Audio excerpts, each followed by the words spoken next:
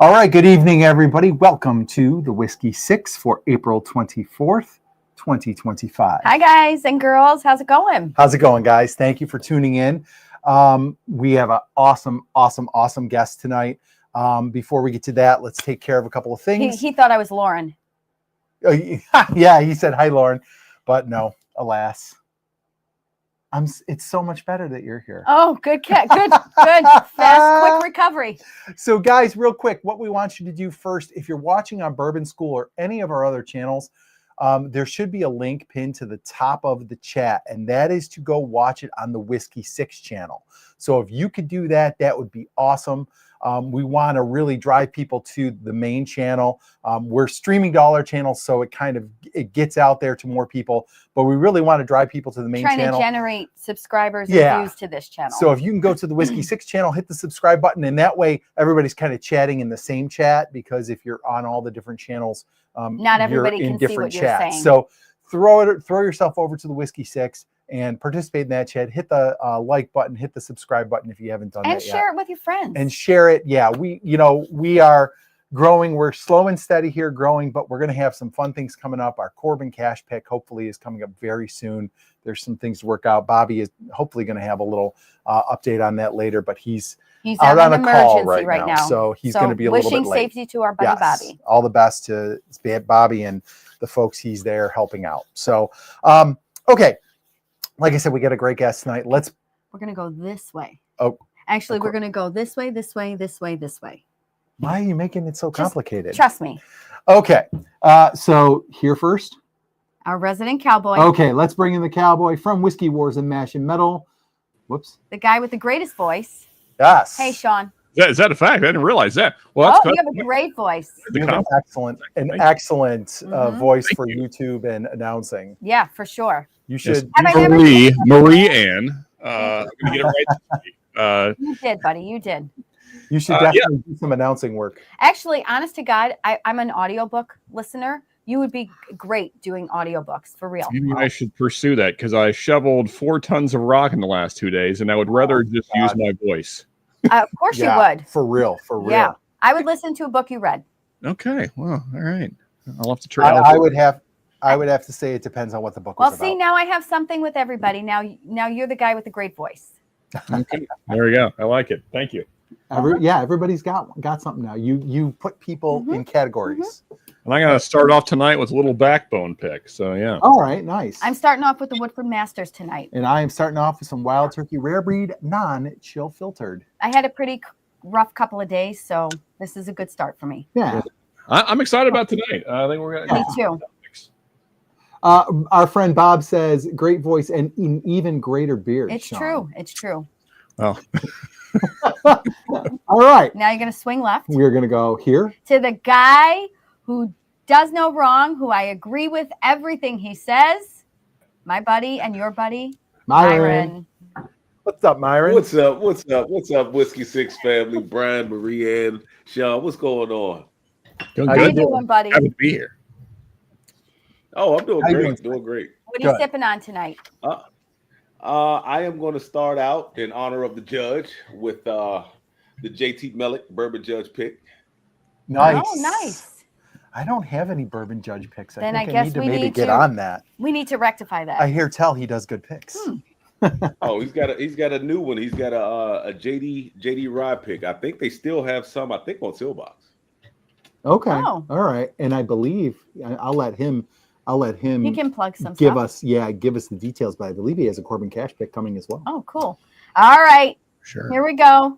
Our Minnesotian redheaded stallion. You can just say Minnesotan. I wanted to say the way I said it. Okay. Here is Ben from the Bourbon Note. Ben, what's up?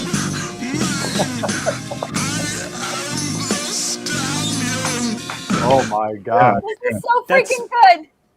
It's the official intro music. Chris Jenkins, what's happening, brother? Thanks for joining up on the Patreon today. How's it going, Chris? Lots of great people in the chat tonight. Yeah. We got a nice chat group tonight. How's it going, everybody? How about we bring in the judge and then we'll say hello to everybody, Yeah. all the gang that's hanging out. Ben, how are you doing tonight? I see you're drinking a beer tonight. Yeah, I kind of made this my starter every time we do the Whiskey 6. I like to get the frosty mug, with the yellow beer you can see right through. Nice. I drink American beer. Is that what was? Didn't you do the beer? Didn't you do a review of a beer like? Oh, yeah. It was the garage beer. It was Taylor Swift's boyfriend and Taylor Swift's boyfriend's brother. Oh. Made a beer, and then I did that right around Super Bowl Sunday. I think I released it on Super Bowl Sunday. So that is not garage beer. No. I still do have a couple of those left. That stuff's not bad, actually. Okay, all right. The real important question is, will you be switching over to bourbon sometime later today? Yeah, I typically get through a beer, and then maybe I have a little sip of bourbon. A little sippy sip. Yeah. Okay, so our guest tonight is a big one. We're really happy that he joined us tonight. Myron procured him for us. I didn't know this until this week that he was named one of the most influential whiskey tubers, in 2023 or 24 or something. No shit. Like he was Okay. on the list with Fred Minnick and Bruzel and the Bourbon Junkies. So he's kind of a big deal, guys. Kind of a big deal. Let's welcome our very special guest tonight, Marcus, the Bourbon Judge. Wow. How are you tonight, sir? Good. Thank you for the kind words, by the way. That was Mrs. Judge never says stuff like that, so it's more like you forgot my honey-do list, jerk. So I appreciate that. That was really fun, It's a wife's job to keep the husband humble. All the gentlemen Yes. here feel exactly what you do. Yeah.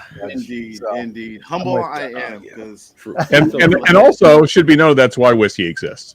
that's Easy, Yes. easy. Absolutely.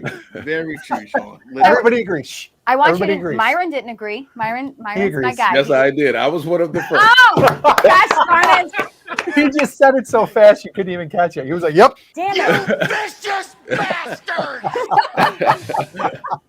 Appreciate you, Ben. All right. So we'll say hello to a few people in the chat here. I'm going to go back real quick. So Bourbon Drop was first. That is true. He was here before Of course me, he was, before because us. everything Myron does is correct. Mr. Greg Shot, welcome. Cooper John, good to see you. Bob, good to see you. Yes, you are working. We saw your compliment of Sean's glorious beard. Whiskey Shaman. Rob Walker. Rob Walker was just here yesterday. Rob. How's it going, Rob? Good to see you. We did a couple videos with Rob. He put together some blinds for us. It's It was really fun. cool stuff coming up. As I think we need to say, AKA Haas. Haas, yes. Not Haas. How do you say Haas. it? Haas. Haas. Alan, good to see you. B. Og, welcome. First, no. Whiskey Wars. Good to Hi, see you. Sean. Oh, that's coming over from my channel. Interesting. But anyway, yeah. Okay, Do that. all right. Yeah, I'm noticing that too. That was wild. That's good. That's good. Peter Story, how's it going? Oh, Good to hey, see Peter. you. Thanks for being here. A little old fashioned. Good to see you. Thank you. The Bourbon Judge saying cheers all to the chat. Eric Gunderson, West Virginia Bourbon Guy. Chris Jenkins. And Brian, Buffalo Bourbon Enthusiast. Hey, Good Brian. to see you, sir. See you guys on Saturday. William Hall. Kevin A. What's going on? Kevin. Ralph. Good to see you. Hey, Ralph. Kevin P. Good to see you, aka Oh. Chuck Norris. What's Top up, Shelf Chuck? Dustin.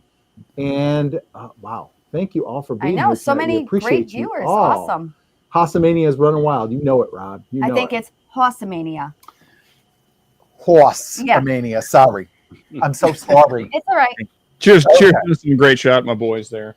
Love you guys. Yes, good. Thank you all for being here tonight. If you're watching on Bourbon School or Whiskey Wars or any other channel but the Whiskey 6, there should be a link up at the top of the chat that will direct you over to the Whiskey 6 channel. So if you want to do that for us, hit the subscribe button. You'll all be in the chat together. We really are trying to get people to kind of pick up on the channel, move over there, and grow it a little bit. So. Yep. At the suggestion of the group, before we started the live stream, I am drinking the Woodford Masters, just so you all know. Yes, our Christmas bourbon, pour. our Christmas pour, exactly. Oh, Okay. Okay.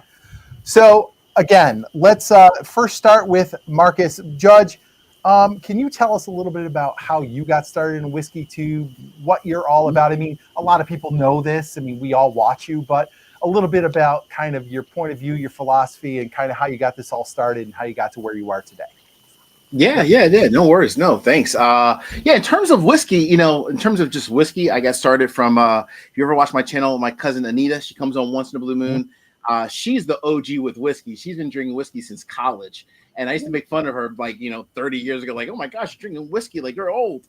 And so, she kind of turned my hand and, I started to fall in love with whiskey. But, up until maybe like 10 years ago, I was always walking in stores, looking at different bottles, thinking, what the hell does all this crap mean? Bottled in bond, small batch, cask strength, foolproof, all the terminology, single barrels, and, didn't really understand it.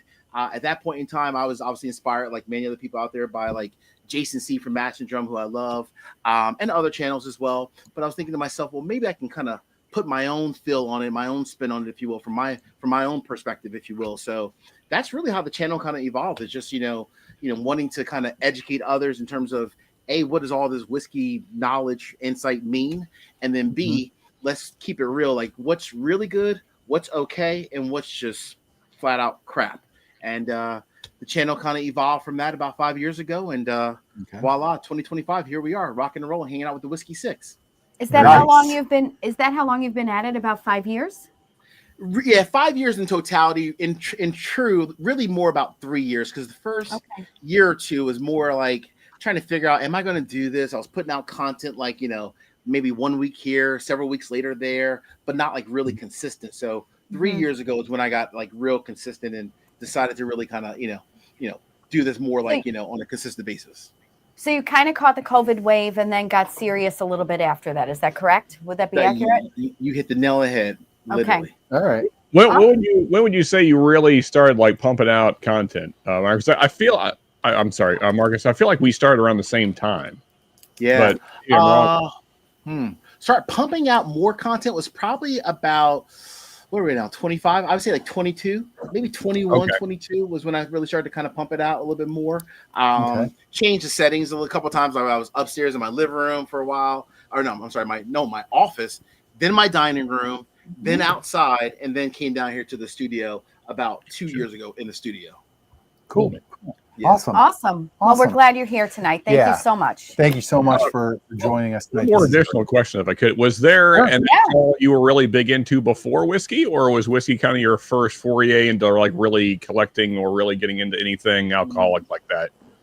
Oh, great question. Yeah. So for a while, I actually loved wine. I was always a wine guy for probably like for many years. My father-in-law had a huge wine collection, wine cellar, and I started to kind of dive into wines. I still love wine this day and age. I just love whiskey. I love whiskey just a little bit more.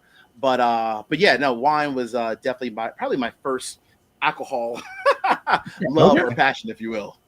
Yeah. So in relation to that, Judge, I have a quick one because we have a friend, Buffalo Lou. You might see him in different chats here and there, and he's a guy local to us, and he was a big wine guy. And so when he tastes whiskey, he's now a big bourbon guy, obviously. And so when he tastes whiskey, boy, he really picks out some real, I won't say obscure notes, but a lot of notes that people don't. Do you find that experience with wine and tasting wine and doing all those notes, did that help you maybe have a better palate for whiskey? That's a great question.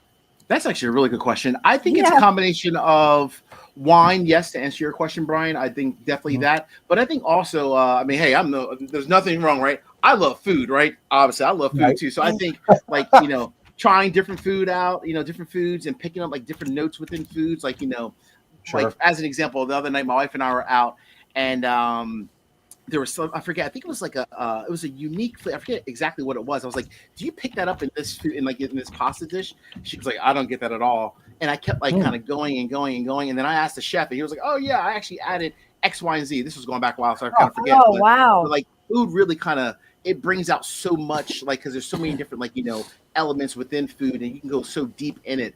And, you know, it's just kind of really That's cool. what she said. Nice. You could go so deep in it. Anybody else want to judge before we get started? That's what she Go said. ahead, Byron. Thank you, Ben. I wanted to first let me give a shout out to, because it seems like I don't see them on our channel, but it seems like some of the comments on the other channels are like spilling over. But shout out to my Bourbon brother, Bourbon twin, B-Og, Tore Up is on there. We got Chris Jenkins on there. But no, I wanted to ask Bourbon Judge, because I know one phenomenal pick, and I got to get a brother thanks for getting one my way. How many barrels did you guys go through before you landed on this one? Because in my opinion, this thing right here is special, man. Oh, thanks, man. Thank you. They put out, I want to say, like, going off memory now, I'm thinking like 6 or 7 different barrels. There were 3 that were all really, really good. That one just ended up being like the best and like truly like the majority one. You know, it's kind of that kind of a situation. But it was like 6 or 7. But no, JT Melick is, I mean, they're a great brand, great people. Sad to hear. I'm sure like a lot of you guys probably heard about Mia kind of stepping away from JT Melick, which is definitely very unfortunate. But I do love their whiskey, and very thankful that they gave us the opportunity to come down there to Branch, Louisiana, to do a barrel pick, and really just enjoyed myself down there. So yeah, great people down in Louisiana for sure. Nice.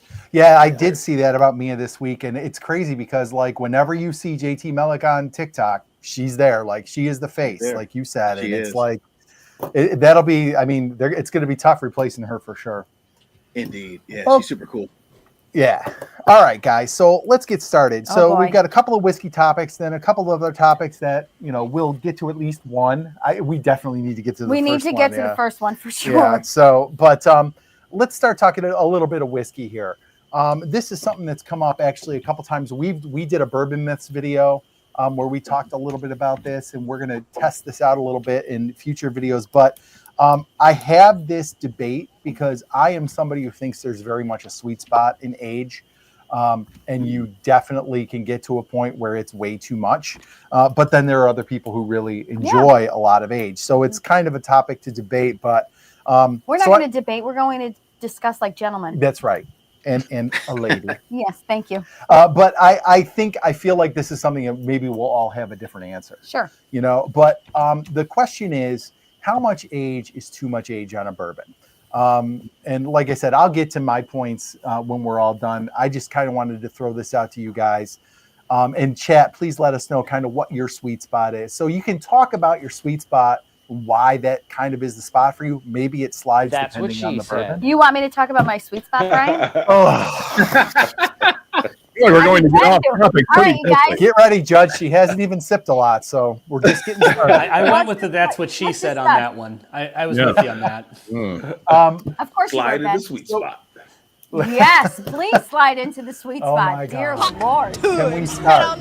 Didn't realize we were covering pleasure zones tonight, Brian. But anyway, that's for the round table later. Same question for the round table later. Sure, fair enough. But we're talking whiskey right now. So let's Judge, let's start with you. Do you have like a spot that's like ideal for age, or a spot that you think might be too much, or does it kind of slide depending on the bourbon? Like, where do you sit on age in Perhaps bourbon? the bourbon gets you into the sweet spot. Maybe it does. But Maybe it does, right? I'll say 2 things. I'll say the sweet spot for most brands, I think, for the bourbon to be, typically pretty good, I would say is 6 to 8 years old for me personally, across the board. But I do think some brands need more age because they, in my opinion, right, just my opinion, they are a bit maybe more corn forward, like in peanut forward. So I think of like Heaven Hill brands. I think of Jim Beam. I like the age on Jim gets Beam a lot products. of peanut. I like the age on Heaven Hill products because they're so corn and just very sweet. I think you need a little bit more oak to kind of offset that a little bit. But that's just me, right? Just for me personally. Sure. Yeah, absolutely. You don't have to preface it with that. You just give your opinion. Yeah, absolutely. Absolutely. Own your opinion and be proud of it. So There Myron, we what do go. you think about this? Do you have a sweet spot? Do you have a spot where it's just too much for you? I can't with this conversation. I like. Maybe stop using the word spot. Let's replace that with a different word. Yeah, instead of saying I'm sweet more- spot, you know let's what? go with erogenous zone. Yeah, there you go. Yeah. You guys, I teach eighth graders. Eighth graders. That is like, that is where it is. She's got her middle school boy Anyway, brain out we're there. interrupting Myron. So, what is Myron's sweet spot? That's what we need Sorry. to know. No, good. So put it this way: I do like some bottled and bond products, like New Riff, just like Judge said. Like some products, they need more time, but New Riff is one of the ones that can get away with a 4, 5, 6 year product. Me personally, I like anything between 8 and 12. Like I love like Knob Creek 12. Oh, but see, I like an oaky bourbon because like I had an 8-year Elijah Craig pick that was just phenomenal.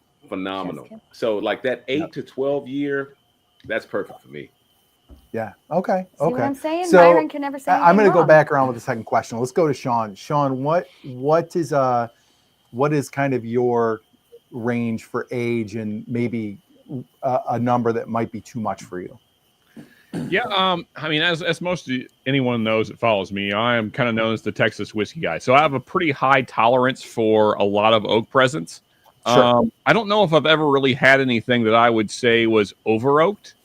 But that said, I would say generally in the probably as low as 8 would probably be as low as I would like to go outside of Texas. I mean, Texas can do some amazing things in shorter amounts of time. But I would say, anything north of Kentucky, I would like probably at least 8 years. But I would say highest maybe 15 to 18. I've had some higher than that I thought were, I think for me, it's not so much that it gets too much oak. It's that usually that much time in the barrel, generally they tend to be way proofed down and they just get very soft because of the combination of proofing down and just what age does to whiskey. They become very soft. I like a punchier bourbon for the most part. So, so at a certain point, you kind of start to lose some things. I think they kind of get sanded down to a point where it's not as interesting. So, yeah. Well, looking at you, Weller 12. Ben, bourbon note. What do you think on this one? Well, first of all, we got Nancy Fraley in the house. I don't know if anybody saw that. She's Hey, Nancy. How's it going? on aging. So cheers, Nancy. So for me, I think it's, I mean, I hate to go generic here, but it really depends on the bourbon. Sure. Greg and I always kind of both had the experience where it seemed, and I'm not saying there's any science behind this whatsoever, but it seemed for some reason that wheaters could get by with a little less age on them. Mm-hmm. I don't know if there's any science that was just our experience. So I can see how maybe some people with like the Pappy 23, I've never had it before, but they say it's over oaked and it's not that great. But I've always found that wheaters, if they're a little bit on the younger side, can still kind of come through. I also think it just depends on, like some whiskeys, the proof and age. I think trying to do that dance is very important. Like the Old Grandad 16, which price aside, I think is a criminally underrated bourbon. That one is 100 proof, and I honestly, it's one of the very, very few that I would say I don't think they should go any higher in proof with that one. Because I think the age is bold enough. You guys had a sample of it. I don't know who else on the panel has had it. So I think it's just all about doing that sort of a dance. Greg and I always said whiskey tends to need one of two things, age or proof. If you can't get too much age on it before putting it out, if you put it out at a higher proof, some of those flavors, not being watered down can help. And then if you have to put it down at a lower proof, then getting some extra age on there is going to help balance out the watered down flavor. So, and that's just my take on it. Again, I'm not saying there's any science behind that, but that's just kind of been my experience. So to put a number on it, I don't really have one because I like oaky bourbons too, like Myron. So I haven't really had one that's over oaked for me, but I've definitely had some where I could see some people, if you don't like a strong oak profile, like, hey, this one might not be for you. Yeah, for sure. So Nancy said, hey, y'all, great topic. Best bourbon age can depend upon the climate, humid, arid, cold, hot, altitude, where they're racked in the warehouse, char level, ester and fatty acid content, entry proof. Yeah. I mean, and that's like when we thought of this question, it was kind of like across the board a generalization, but of course, all that comes the into mitigating play. factors. That all comes into play. I would just want to respond to Ben really fast. I think in response to what you said about wheated bourbons, they can slide through. It's because, I don't know, to me, a wheated bourbon is just so light. I don't know if you guys find that to be true as well, but like there's just a lightness to a wheated bourbon, so you can forgive it a little bit more. And they're sweeter, like the corn comes through more, and that rye, it obviously that presence is there. Yeah, so I think you're right about that as well. Yeah, and Nancy hit the nail on the head too, because like I think actually Nancy, but then also I think it was Sean was talking about like the location as well, because as an example, right, one of my favorite barrel picks that I did, and it had a lot, but one of my favorite ones was the one that I sent a bottle to Myron, that JT Mellon. Well, that was only aged 5 years, but if you sipped it blind, it has so much oak in it because of the heat, right, and the sugars that are extracting, from the barrel because it's in hot ass Branch, Louisiana. Yeah. If you sip that neat, you probably not neat, but I mean not blind, I should say. If you sipped it blind, most people probably would have thought that was like an 8 or 9 year old. I mean, it's rice whiskey, but you get my point, right? You would have thought it was like an 8 or 9 year old whiskey, but it's not. It's only actually it's 5, and it's like barely 5 years, but it has tons of oak and depth and color to it. So that's like the key difference. Yeah. Heat versus But if that was in Kentucky, it probably would have needed maybe 8 or 9 years, honestly.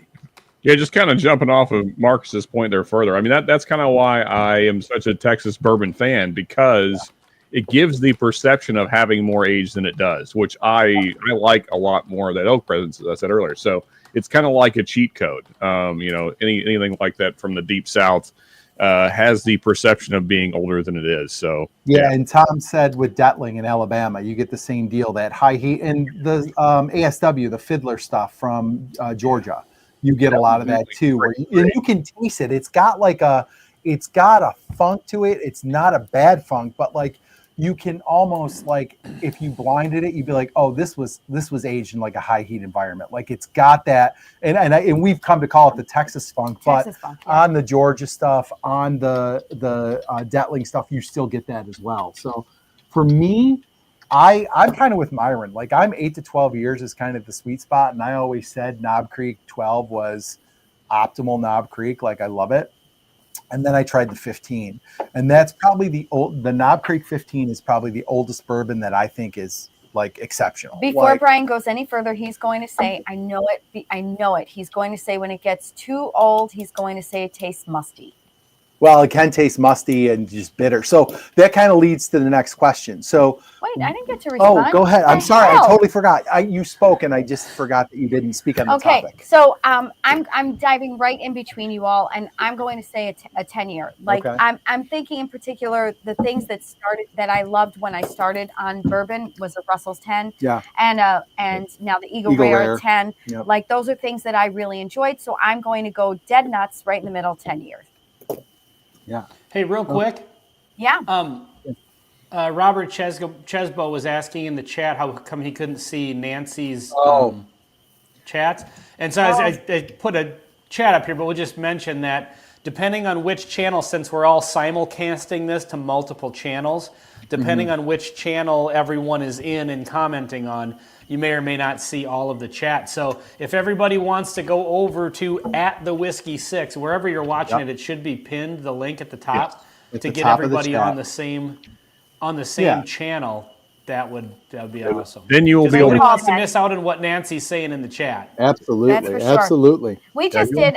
I don't. Be here. Lauren and I just did a video on Is Whiskey Only for Men, and we gave Nancy a shout out in that video. Absolutely, so absolutely. It was a good video, and it's cool that she's here tonight. Yeah. So thanks for being here, Nancy. Yeah, cheers. So the second half of this is what is a bourbon, or it could just be a whiskey in general. It doesn't have to be a bourbon, but what is a bourbon where you drank it and it was just like, this is too much oak, like it's too old, like this aged too long. Like what is one where you just knew right off the bat sipping it, this is too much age for me, or this particular bourbon just has too much age on it? Let's go around the other way. So Ben, did you have one that was like, man, this is too much, it's too old, I can't drink this? I think you meant the Redheaded Stallion. I did. The redheaded stallion. No, I don't think I've ever had one that was over oak to the point that I wouldn't drink it. I've said in my reviews that basically, like, if you don't like an oaky bourbon, this is probably not for you. But I have had one that I was very, very much overly finished. Okay. That was the Penelope Rio. Not the same thing. Oh, okay. Yeah. Yep, absolutely. Yeah. Okay, but that's fair though. I mean, overfinished can also be quite unpleasant. So, Sean, what about you? A whiskey that you just knew was too much, it's in the barrel too long. Well, as I kind of said earlier, I don't know if I've ever had one that I would call over oaked. I've had some Garrison, especially lower end Garrison, that was funky in a way that I did not like. But I don't know if I would call it over oaked. I think it's just Garrison's profile for that bottle didn't fit what I wanted. So yeah, I don't know if I've ever had anything that was aged too much, to my knowledge. Yeah. Okay.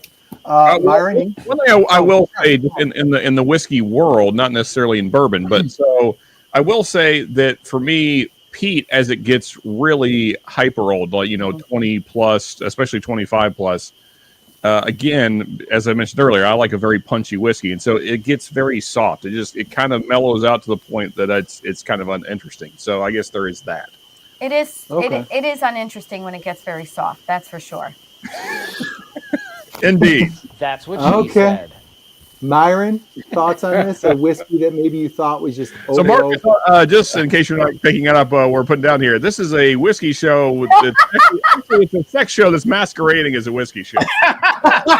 I'm figuring that out very quickly here. I was hired. I get paid a lot of money to be the sassy lady, so I have to, Cheers to you. play my part. Oh, that's funny. Myron, you have one? Actually, I'm like Ben. I don't. Okay. First of all, that comment went over my head. I was like, I didn't get it until like 5 seconds later. But anyway, no, I've had things that have been over finished. I've had things that I didn't think aged long enough. But I've had really like grassy stuff, but nothing that has ever been over oak to me, because I do like a lot of oak. But yeah. Okay. Over finished products and like super grassy products, can't stand them. I would agree with that. What Myron just said is probably a bigger problem than too much age, is too much young stuff out there. Yeah. Yeah. Especially craft distilleries. They're just trying to get stuff out there, and a lot of times I would agree with that. It's too young. Judge, you have anything that you've ever had that you thought was just too much oak presence for you?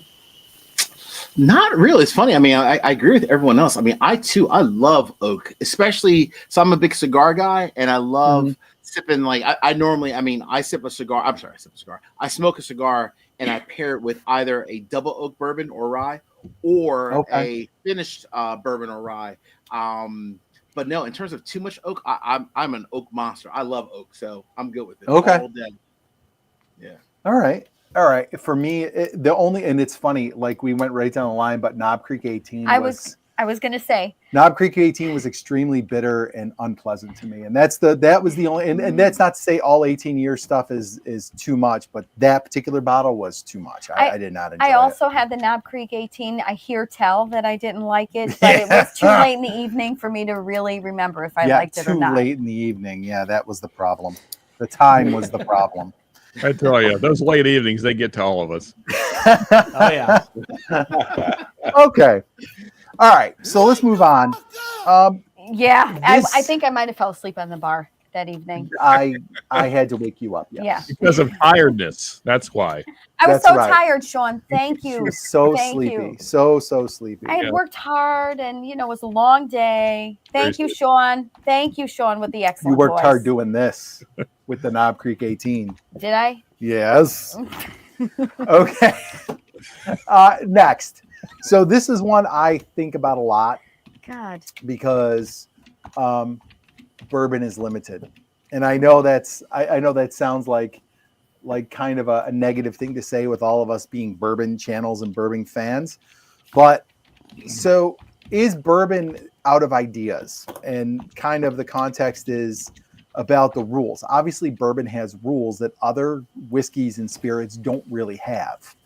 So the question is, are they out of ideas because they are so limited?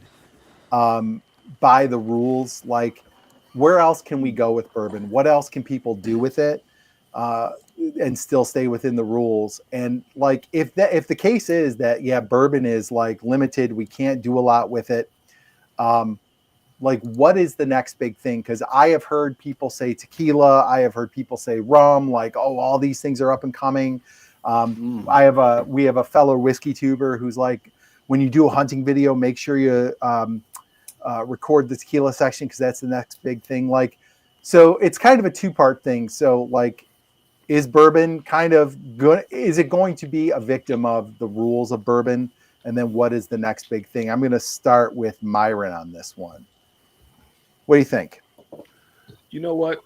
I'll tell you this. So my stepfather was a cognac guy forever. I got into bourbon. I thought it was like so great that I was trying to share it with everyone. He could not stand the smell of it. He did not like those. He didn't like anything about it. He would take a shower with me here and there, but over the last few years, he's become a big tequila guy. And that to me, that is going from one extreme to the next. You're going from cognac to tequila. Now, I found some tequilas that I like. So I do think the way that tequila is taken off and how many brands that I see popping up now, I think that might be the next wave. But as far as bourbon becoming boring, yes, they're limited. They're very limited. And we know why, because the things that they did back when bourbon was, first being produced. So yes, it's limited, but I remember watching Whskey Tribe long time ago, and they said that they really loved the Michter's American whiskey. They said because even on the bottle it says, hey, bourbon mash, whatever, but they just use first fill barrels, so they can't call it bourbon. I remember that one. He was like, yeah, and he talked about how it really limits the bourbon community, because he really liked that whiskey. He said, but it really limits the bourbon community by having so many rules and having to use, newly charred oak barrels, so it does put limitations on us. I don't think that it's causing bourbon to be boring. I think the fact that people are putting out so much young stuff is maybe turning people away. And I've talked to some people that said, hey man, it's all in the wood. They said aging it in the wood, older wood, because they said we're also using younger wood. They said we're not even using the older wood like we used to. And a lot of people say that a lot of the flavor comes from aging it in that older charred oak. But I don't think it's going anywhere. I don't think it's boring, but I do think tequila is the next rising star. Okay. I'm going to chime in. I truly, in all honesty, I'm not joking around. I really do agree with you, Myron, on this. For real. Like, I agree with everything you just said. And I'm going to say that my affection is with bourbon because I've said it before in other videos. It's what has helped me become a grown-up in the drinking world. Seriously, because I did not like to drink at all. Yeah. And it has helped me engage in enjoying cocktails and drinking with friends and enjoying things. And I will always have an affection for bourbon. And to be very honest with you, it's all I want to enjoy. Like, if it's not bourbon, if it's just whiskey, if it's called whiskey, I turn my nose up at it because I really just want what is categorized as bourbon because I like it so much. Yeah. And so I don't think it's boring or going out of style. I think people just, and I think people will come up with new stuff as it goes along too. But I think you're right, Myron. I think people are trying to produce it fast, right? And they're not. The age is there. It's not aging as much as it should in certain instances. Okay. All right. Ben, how about you? I think that I don't think that the rules of bourbon are going to hurt. I guess I think the rules of bourbon actually help it because then bourbon kind of stands in its own category of quality. Yes. Yeah. But, Myron brought up that video that the Whskey Tribe had on, and I saw that same video. I still have not had Michter's American yet, and I've always wanted to try it since that video. I've just never bothered to get around to it. But you can feasibly do anything you want with bourbon. You just have to call it American whiskey instead of bourbon. I mean, it should be that simple. I mean, technically, you can't age a bourbon in a in a wine cask and just call it bourbon. You have to call it bourbon whiskey finished in, X, Y, and Z, to the best of my knowledge. And so I think that being able to put the label bourbon on a bottle says something. Like, that means something, that I think that it's just overall a good thing that it has those rules. And like I said, you can do it if you want to make a bourbon and fill it with, and age it in used casks. Well, you can make the bourbon distillate and mash bill and everything, age it, and then just call it American whiskey. American whiskey, to the best of my knowledge, isn't limited to all these, different things. Not. I mean, you've got Jim Beam and who else, like Basil Hayden's. Well, that's from Jim Beam as well, but like the Basil Hayden's dark rye is mixed with wine. Yeah, like it's also terrible, should be noted. But right, there's that as well. But so basically, all they had to do is put on the label rye whiskey blended with red wine or whatever. It's true. And you're allowed to put it out. So I mean, there are ways to get around that. I think the label bourbon having so many rules, really all that does is force honesty in all the other products that are doing other things besides, within that thing. And plus, like as far as the rules for bourbon, like, I mean, every whiskey has some level of rules, but like, I don't know. I think bourbon's got the best ones. I agree. I have a very important question. Nancy Fraley just said that she agrees with Myron. So if she agrees with Myron and I agreed with Myron, does that mean she agrees with me too? Of course. Absolutely. Okay, that's a freaking amazing. Confirmed. Now my day is made. Is anybody else hearing kind of this weird humming? Yes, Ben, I hear it. I want to know, Judge, are you driving me crazy? Are you outside? No. I hear it sounds like when in my ear. There's a sound. You on? It's only when people are talking. When we brought you on, it was like crickets, like an outside noise with crickets. I hear it constant. The peepers. Yeah. It's okay. I'm only hearing it when people are talking. That's the only time I hear it. If nobody talks, I can't hear it. Who is going next? We're going to go to Sean. Okay. Sean, what do you think about this? I'm kind of just going to be restating what everyone has already said, but Myron kind of pointed out that the reason we have rules in bourbon is because people were doing all kinds of nonsense way back in the day, putting all kinds of craziness in stuff and calling it whiskey. So I quite like the strictness of bourbon. It makes for what I think is one of the greatest whiskey products on the planet. So if not the greatest. So, I mean, like when you look at the other side of the coin, like say Canadian whiskey, which John, you and I did the same thing. I mean, the reason why is because there's like not many rules. And so you can do whatever you want. And so you get kind of BS, basically. You get like a lot of basically vodka mixed in and they call it whiskey. So, I mean, if that's what you want, then, there's options out there. If you want no rules whiskey, I would rather have a superior product. And I think that's what bourbon gives you.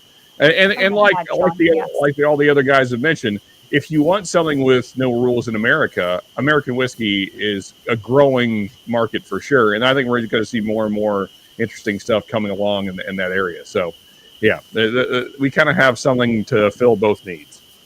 Yeah. So Nancy said, unfortunately, the problem that I see for bourbon is that so many distilleries are buying new barrels now. There's going to be some depletion of forests and thus new virgin oak. Oh. So, and I always wonder that, like you go to a distillery, virgin oak, even somewhere like Old Forester in Louisville, and I know they have other operations, but you go, remember we went and took the tour and they're like charring the barrels there. And yes, but say tour. No, I'm not saying tour. But like they've got all these wood staves. They're like building the barrels there and stuff. And that is like a very small, like tourist kind of location. And they've got a ton of wood staves. And I sat there thinking, Jesus, how do all these distilleries get all this wood? Yes. Like it's so. I can tell you. I know, you guys. He's just hanging it all out there. Well, I'm sorry. I'm laughing at Kevin A's comment. Well, there's two reasons why bourbon started in Kentucky. it's not just that corn was growing plentifully here, but it's also because there's a lot of white American oak here. Like most of the wood that we all love comes from Kentucky. And the fact is, all the big says the guy from Kentucky, all the wood that everyone loves. Yeah. What a freaking homer this guy I promise you. Wow. Every bit of juice you've ever swallowed touched some Kentucky wood at some point. Oh my god! I can't. That is the dirtiest, totally clean comment I've ever seen. If you're having a pour at Sean's house, it's touched Kentucky wood that very evening. But I mean, the fact is, on a serious note, is that all the big trees are gone. I mean, they've been cut down long ago. I mean, so most of your New American oak wood is coming from much smaller trees these days, and so the quality of wood is declining. Absolutely. I'm gonna have to step away from this table. Yeah, this you is just too step much. away. The quality of wood is not declining here. No, the quality of wood is outstanding. This is stellar quality of wood in this house. A case study: France has been managing the forest for a very long time in order to have enough oak for the brandy industry. American oak is usually sourced from the Ozarks on private land. Okay, and I know in America there's no shortage of trees, but amazing. To be so specific as to need oak trees, like there's got to be a number where you get to the end. It's not infinite. So, and with all these distilleries getting into the business and stuff, people are just planting more trees. That's it. Well, yeah, but those trees take years and years to grow. It just like it takes bourbon years and years to age. Okay, fair enough. Judge, any thoughts on this one? Yeah, I think it's I can't say about tequila just because I'm not a big fan of tequila. I know, like Myron, like Nancy, and I have a lot of friends, a lot of Texas guys actually, who love tequila, and I think they would agree with you that in the next 5-10 years, tequila is probably the next wave. I would say for me, from my perspective, slightly different. In the next 2 to 3 years, I think the next big wave will be two things: a lot more finished whiskeys. Or I think it was Ben talked about American whiskeys. I think that's like one lane. The second lane would be, just in my humble opinion, craft distilleries. Like I mean, on a given night, I rarely ever sip any like big brand Buffalo Trace, Heaven Hill. I am a Middle West Spirits, Glen Creek, Cedar Ridge out of Iowa. I'm a big craft distillery guy across the board, and I just love the I'll call it the flexibility that those craft distilleries bring to their whiskey. JT Mellick as well. I know it's rice whiskey, but same thing, right? I love the flexibility that they bring, and I think that might end up being the next wave for the next 2 to 3 years before any other spirit potentially kind of takes over the whiskey in America, if you will. Okay, all right. I think what was the one that he just mentioned? It totally fell out of my head. He said Middle West, Glens Creek. Cedar Ridge. That Cedar Ridge barrel proof might be the best like value in a barrel proof whiskey. Like that is fantastic. And this latest batch, I sent you sent me one, and I just got, so the one you sent me, I think it was like batch 2 or 3. I just got and that batch one you weren't 5. super into, right? I wasn't, but this batch 5 is phenomenal. It's so good. I really, really enjoy it. But I think the one thing that we are going to benefit from, like bourbon's going to be bourbon, right? And I think, the bourbon that you get that's good stuff is going to be good stuff. One thing we're getting, you're already seeing it, is that, and I think a few of you already said it, there's going to be people who are more creative with other types of whiskey, like Penelope's making this cigar blend now, and it's not a bourbon cigar blend, it's a rye whiskey, an American light whiskey, and something else. I don't know if it's a rye or there's like a third whiskey in the blend, and Penelope makes a great American light whiskey. Like Found North has some great stuff coming out that's not bourbon.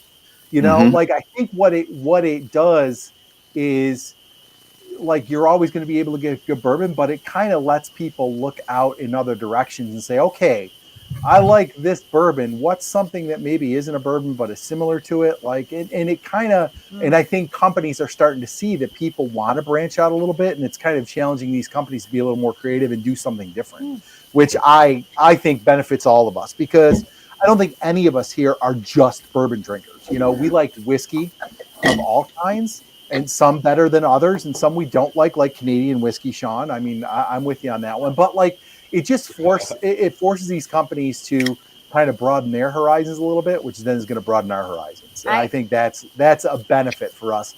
I am not a tequila guy, so I can't see tequila being the next big thing. I think whiskey will always be kind of the main one. I'm going to respectfully disagree with you. Okay. If it doesn't say bourbon, I don't want to drink it.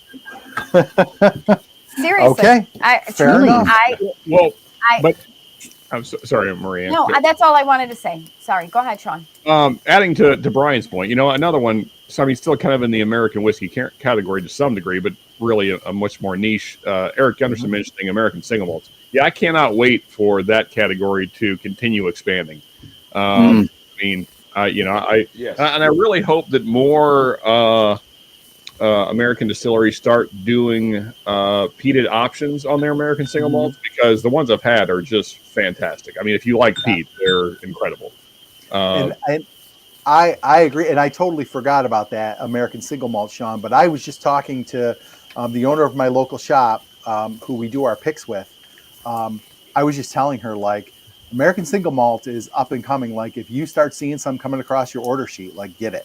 Like, and I'm not talking about like Claremont Steep, like some stuff that's good and well done. Like, I think the whiskey nerds, like, they are gravitating towards that. I'm not a fan of it, but I can see that being a big thing up and coming, the single malts, because you're seeing more and more. Old Line and Westward are two of the best American single malt producers in America. I've had the Old Line, love it. Westward, love it. And when it comes to American light whiskey, I think, sad to say it, but Indiana, they got it. I had the Balcones, but I had another one, the Black Label, and I didn't really care for it. Now that one, I would probably try and see where it lands. But this is the peated the American light whiskeys, the 99 ones, love them, man. Whether it's from Penelope, Rye 3, they're pretty much all from Indiana. But the 99 one American light whiskeys, amazing. Yeah. Nancy says, well, the problem I see with tequila is that most of the agaves are now grown in a monoculture, which means the agaves are a lot more susceptible to diseases. See, this is why, Nancy, we got to get you on here. I know Bobby has talked to you about it. We've got to get you on here because, honest to God, she's like a wealth of knowledge, like a fountain of knowledge. Sure, absolutely. And I would love to just pick her brain about any of these topics. She loves tequila, especially mezcal. Mezcal is the smoky stuff, right? I believe it is. Sounds right. Mezcal's too smoky for me, baby.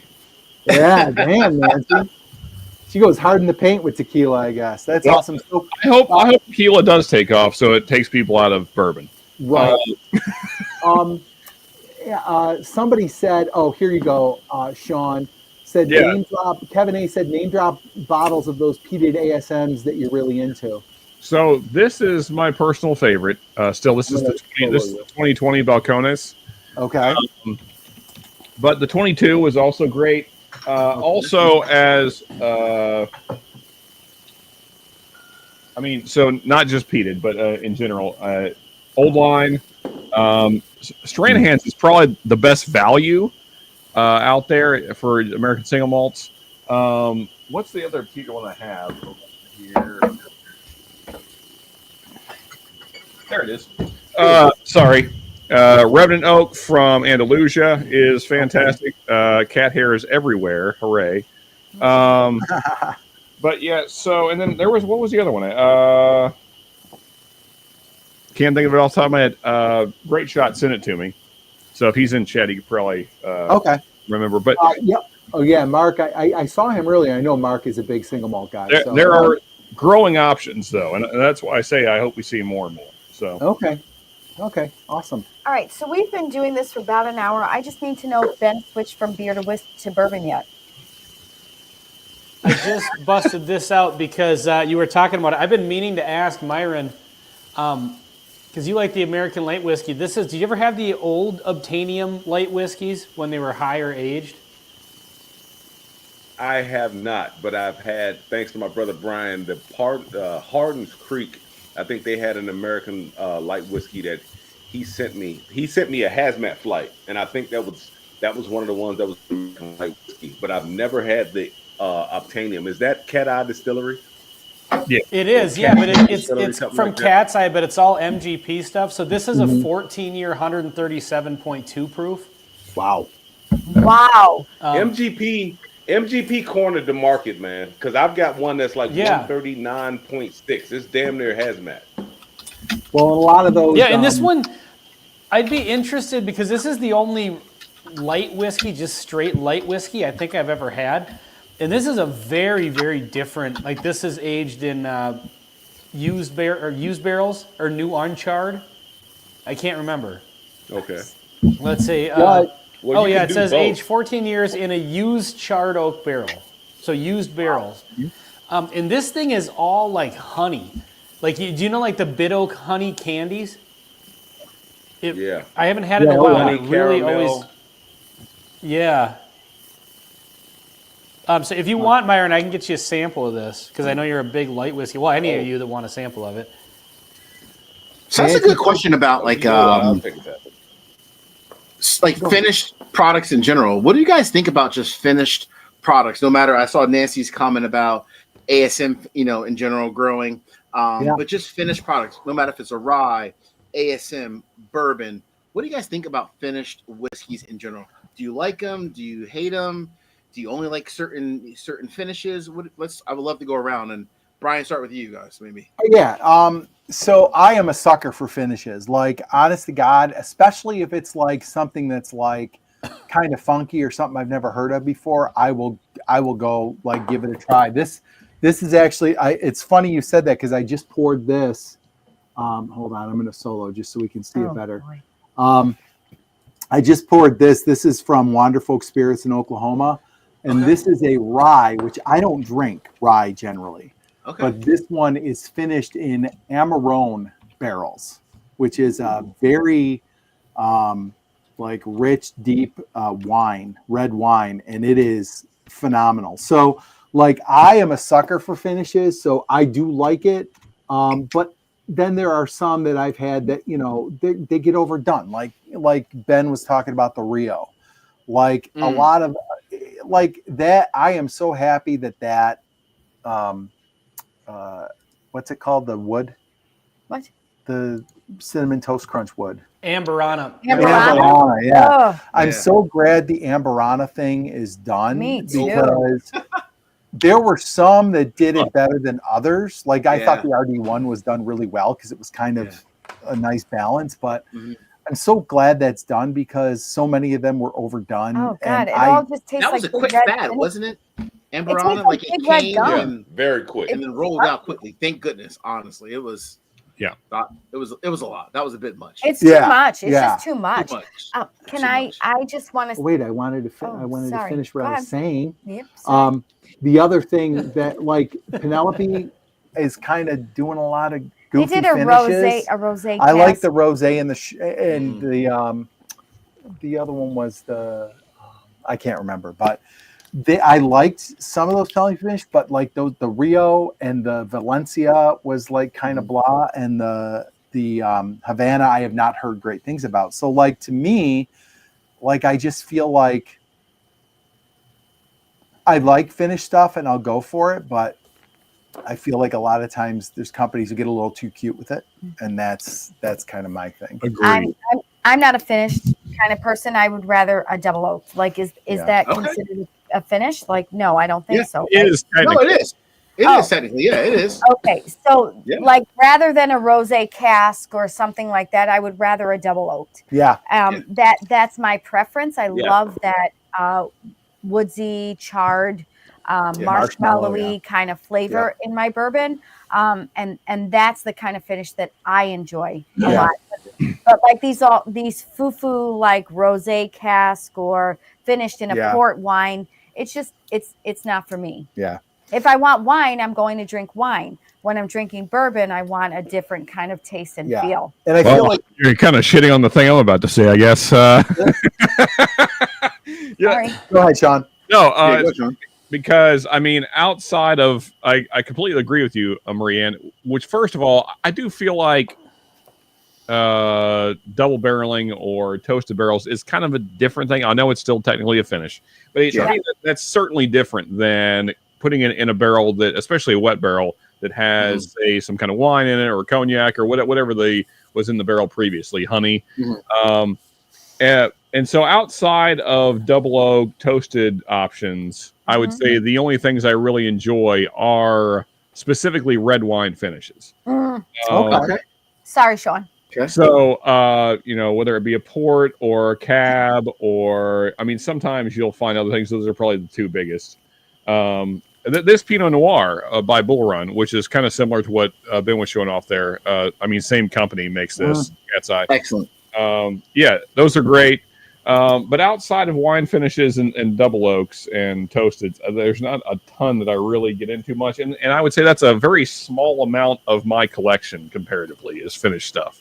Is finished stuff. That's cool. That's actually good to know. I mean, but I like your perspective on it though. So you like more the wine stuff rather than just kind of like all over like the Valencia and all the other stuff. Like sometimes like Penelope's doing. Okay. That's I didn't get to say it earlier, Marcus, but I too was big into wine before I got into whiskey. So a lot of wine, and a lot of barrel aged stouts. That was kind of where I was before. But anyway, before whiskey. I'd love to hear your thoughts.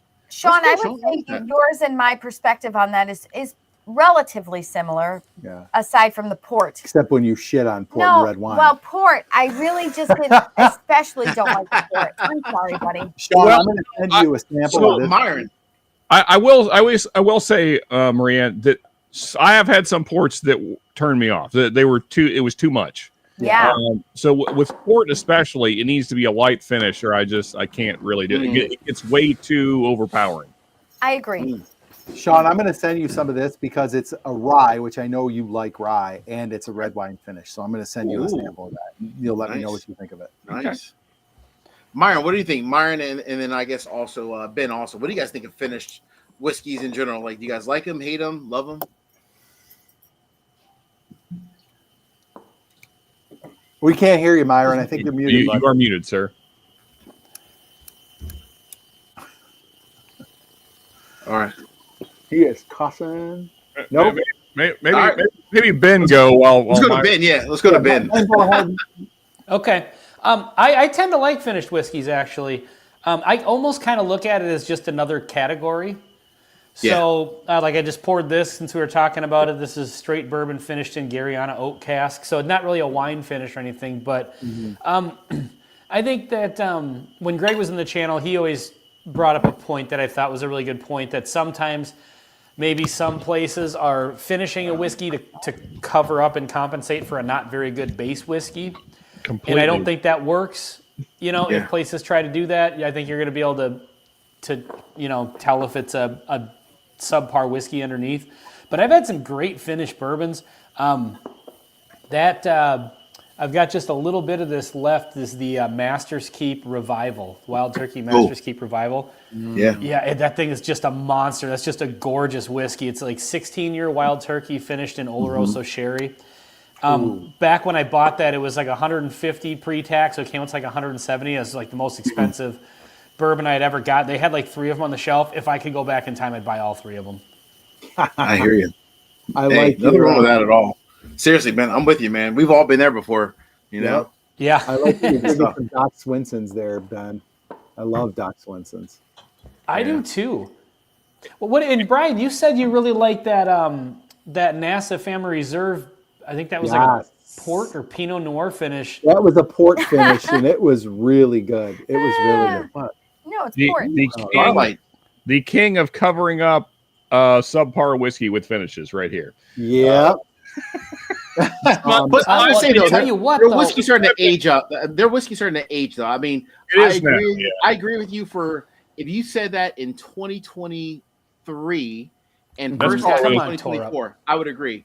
But lately, I think Starlight is actually they're coming of age. They're 8 years, 7.5, 8 years. They're definitely getting much better. I actually like Starlight a lot for non-finished stuff. Actually, I really do. Just for full transparency, this particular bottle is 4.5 years old. Yeah, fair enough. Okay. Yeah, but that was the port night, right? It is. Yeah. I freaking love that bottle. It's Shout okay. out to my new I think the Port Night Rises is better, but that bottle's okay. shout out to B. my new Og? best friend B. Og, who says I share his sentiments. There you go. Thank you. Kevin said some brands do super wet barrel finishes or true. worse to cover up poor quality whiskey. Yes. That's true. I've- That happens a lot. It does. We know who those are. We know who they are. They have things like Neapolitan flavored whiskey or Neapolitan finish and all those things. Gosh. So Kevin's another person that shares the same. it's never a good time drinking those whiskeys. Kevin and I have another very similar palate, and so what he and I usually agree on pours that we like together. So if he says it, I agree with him, but I agree with Myron more. So Myron is unavailable right now. He was having some issues. Bob. But look who is here. Is Mike though? Yeah, Bobby in the house. Yes, Bobby. What is up? My goodness. Close the been a door run. and open a window. We lose Dude. one, we gain another one. He's axeless, but here nonetheless. He's Dude, never axeless. Well, I'm sure there's an axe somewhere. They're just not gonna let me use it in here. Yeah, there you go. The guys on the other shifts I share this room with, they might get a little irritated. I mean, So F-35 issues, huh? yeah, man, a little refueling issue, in-air refueling issues. They get they kind of low fuel. They come in with low fuel, got to declare emergencies, and yeah, I mean, I think I sent you the picture. I mean, I got some you video did. where you So can everybody see. got on the ground safe, right? Yeah, everyone got down safe, but last time I was out on one of those, man, tires blow, all that crap. Got to get out there. If your hearing protection doesn't stay in, you don't have the right hearing protection. That shit's idling up. It's blowing your eardrums out. You can't hear for about a week. So it's Damn. Oh, Man. well. Wow. hey, I'm not Intense. complaining. I love it. I'm not complaining. Yeah. But it's fun. I Wow. feel blessed I get to do this. Well, Bobby, Yeah, you of have course. made it just in time, sir, because we're just about to get into the topic that we need you for. Yeah. Okay, hey, first of all, Judge, what's up, man? I don't think I've met you. I know, Bobby. Nice to meet you, man. I was hoping for the axe, but I understand the situation tonight, so it's all good, man. We'll have to connect another night for sure, a little bit longer. So We nice to meet will, you too, man. We will. Maybe I'll have you just on my channel, or I love it. I'll just invite Love to do myself over to your channel. How about that? Yeah, absolutely. You're more than welcome. Absolutely, you're more than welcome, my friend. I'm just messing, man. That'd be cool. But just throwing it out there. Oh my All God. right. Right on. I'm gonna find an image Right there. Here we go. This oh is the my one. God. So This is There's an so many to embarrassment. choose from. let's move into our round table content. I'm so embarrassed by I'm this. going to God. open. Oh, I see. That's not. I mean, Jeff Bezos should be embarrassed, but I'm embarrassed. I don't have a leg to stand on here. This Yeah. is embarrassing. So, guys, we're going to talk about America's newest heroes. Oh my God. Oh my gosh. astronauts even. Yeah. Yeah, America's newest astronauts, pioneers, if you will. They Pioneers. the crew of the God. penis-shaped Blue Origin. Brian, your mic is a little muffled or something. Yeah. Oh, sorry, it's because I have my hand right over it. Sorry. Yeah. But let's There you go. let's give them their due credit. Okay, Hold on. go to me first. Yeah, we missed the penis gate comment, sort of, but Did you Good. say give them their due credit? Yeah, look at them. You know, there they are, heroes one and all. I think what I learned from this most, Brian, is that wetsuits are enough to traverse space. I did not know that until this mission. So Sean, as long as they have bell bottoms. Oh That's my that's God. true. Bell bottoms are very important, and don't even have to zip them all the way up. So That's right. just That's right. Space That's suits are funny. for suckers. Necklace on the outside, everything. They jewelry in space, all that. Yeah. Oh. Do we Okay. have a picture of the spaceship? So also let's helmet. let's just say that it wasn't space. Let's just go ahead and clear that up. Yeah, for sure. You- Not even you close. guys- Not even close to space. All right. Yeah. Go to Airspace. me first. Hey, airspace. Hold on. What? So, what is our actual question, Brian? I forget. So the question is this. Hold on. Oh, I have an even better one because Ben asked for a picture of the spaceship. So this is perfectly juxtaposed next to each other. Hold on. Let's see. Here we go. Boom. Oh my There God. we go. Give So me some there- more. I need more bourbon for There this is conversation. there is the space penis, and then our blue penis. You know, I got to say, we were talking about pleasure spots earlier. I didn't realize that these things are rocket powered these days. It's new exclusively from Amazon. You have to only if you're a Prime member. Oh my God. Only if you're a Prime. I guess ladies' needs are growing at a rapid rate. I don't know. Easy. Oh, Byron's here. Hold on. Let's bring back It's a back massager. Okay. Seriously, I need more bourbon for this conversation. This is embarrassing. This throws me back like 10 yards from anything that I want to defend. But honestly, there's nothing to defend here. I'm going first. Okay. It is an embarrassment. And honestly, the only point that I can make is think about those poor people who were literally stuck on the space station for actual astronauts. Yes, Yeah. who were stuck for 9 months. And Katy Perry has the audacity to come back and kiss the effing ground after 10 minutes going up in the air and coming back down. There's no defense to this. Whatever you guys are going to say, for once, I'm going to take all of your side. Here's my Brooklyn coming out.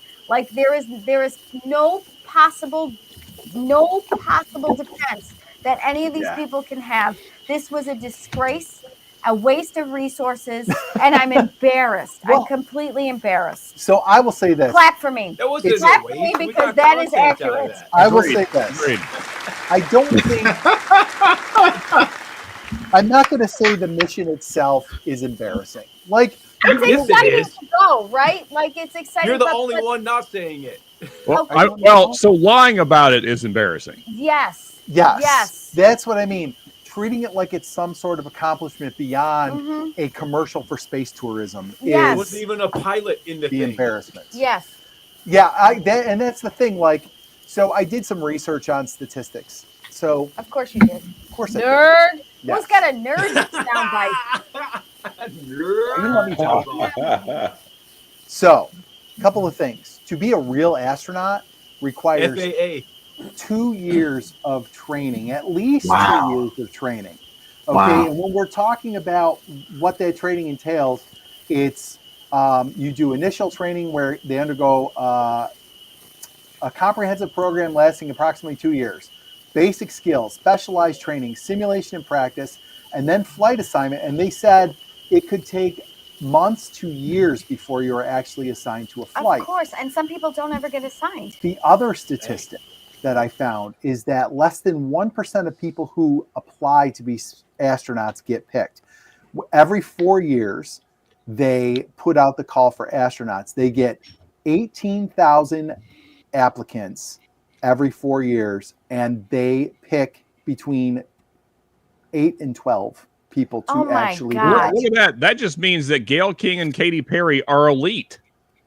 Yeah, exactly. So, like, my issue. But hold up, isn't this a tourism, a space tourism? Yes, deal? and that's the Like, thing. this But this there is you not- go.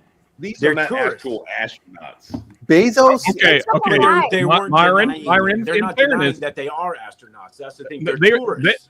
They're not even crew all- members. yeah, all of the media and the persons on this space flight were calling themselves, and the media was Astronauts. calling them astronauts. Yes, So that's the problem: is that they are calling themselves that. right, and that's Well, that they is my flew issue in as the well. lowest part of orbit.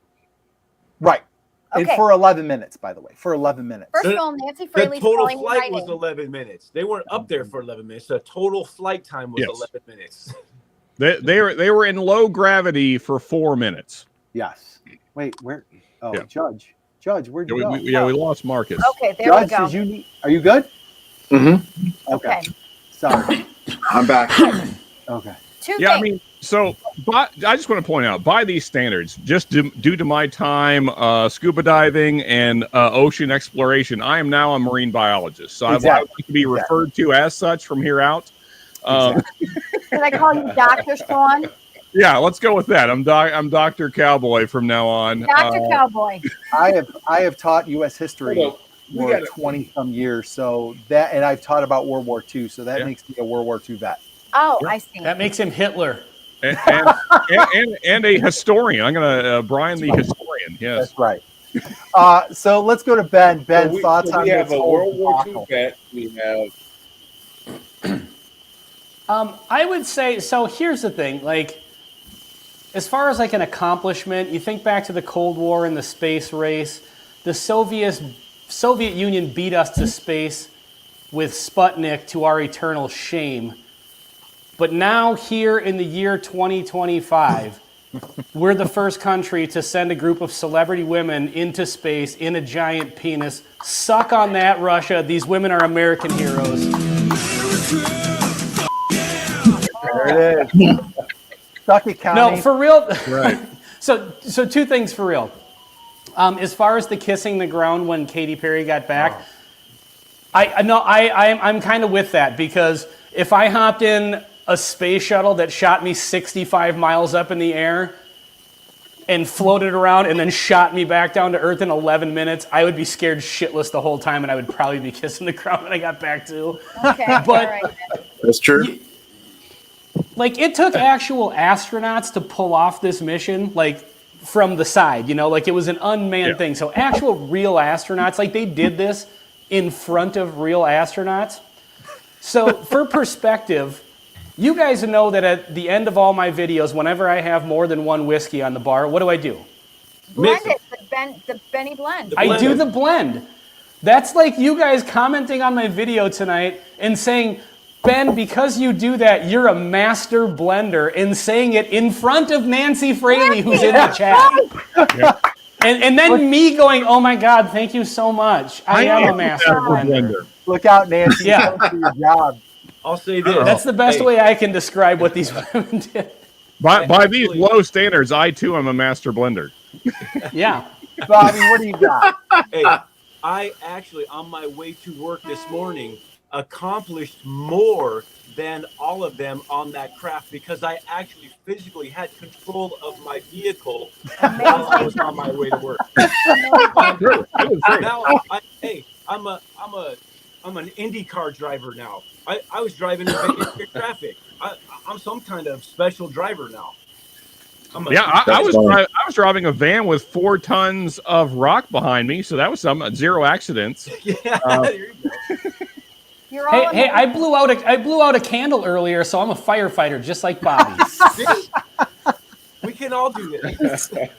Yeah, I've never blown out a candle on a plane before, but there's different. I think that what we're finding out because of Blue Origin and their amazing mission is that we are all way more accomplished than we thought we were. Correct. Yes, and cheers to you as well, Nancy. Thank you. Yeah, Nancy, you got the seal of approval from Nancy, so we're just going to start calling you the Red-Headed Stallion Master Blender. Okay. Benny, Master Benny, Blender Benny. I want to call Nancy out for something she said earlier. So Nancy said earlier that she felt like the finished whiskey category is almost like too much or whatever.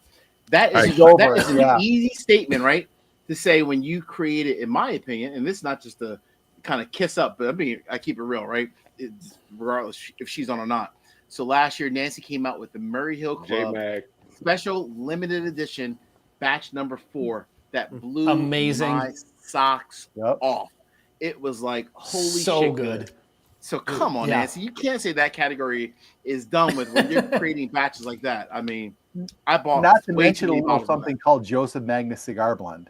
A little something. All day. I can't wait to see what she comes up with at Frey Ranch. Yeah. So, but I have an issue with that, Nancy. I have an issue with that. I will say, though, Marcus, to what Nancy was speaking on there, I think that a well-crafted, well-blended bourbon on its own without any finishing is still my favorite thing in whiskey. Totally agree. Sure. Totally agree. Shoot, 100% rye is absolutely delicious on its own. I know he did, but we're really onto the round table, which isn't whiskey topics. Sure. That's okay. Yeah, back to the orbiting. Let's get back to that. Shred was an astronaut for approximately 12 hours when he did acid in Chico 25 years ago.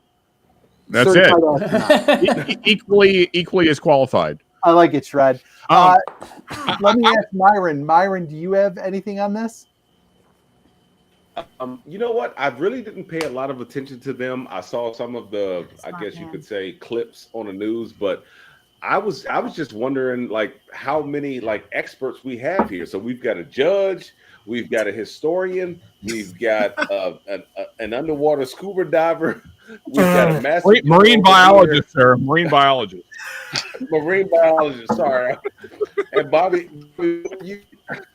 Bobby's a firefighter. No, I'm an expert. No, but I mean, it's true. He's an expert stunt driver. Me myself, I don't know. Maybe I'm a master blender myself. I don't know. It is wild how always right. That's right, Myron. Amen to that. You are always right. Listen, all I'm going to say is this. I am going to say what you all are thinking, and I never say this, but all those bitches did was take a 10-minute ride. Oh my God, you just called them bitches. I did. Okay. That's all they You're did. not even allowed to say that. That's all they did.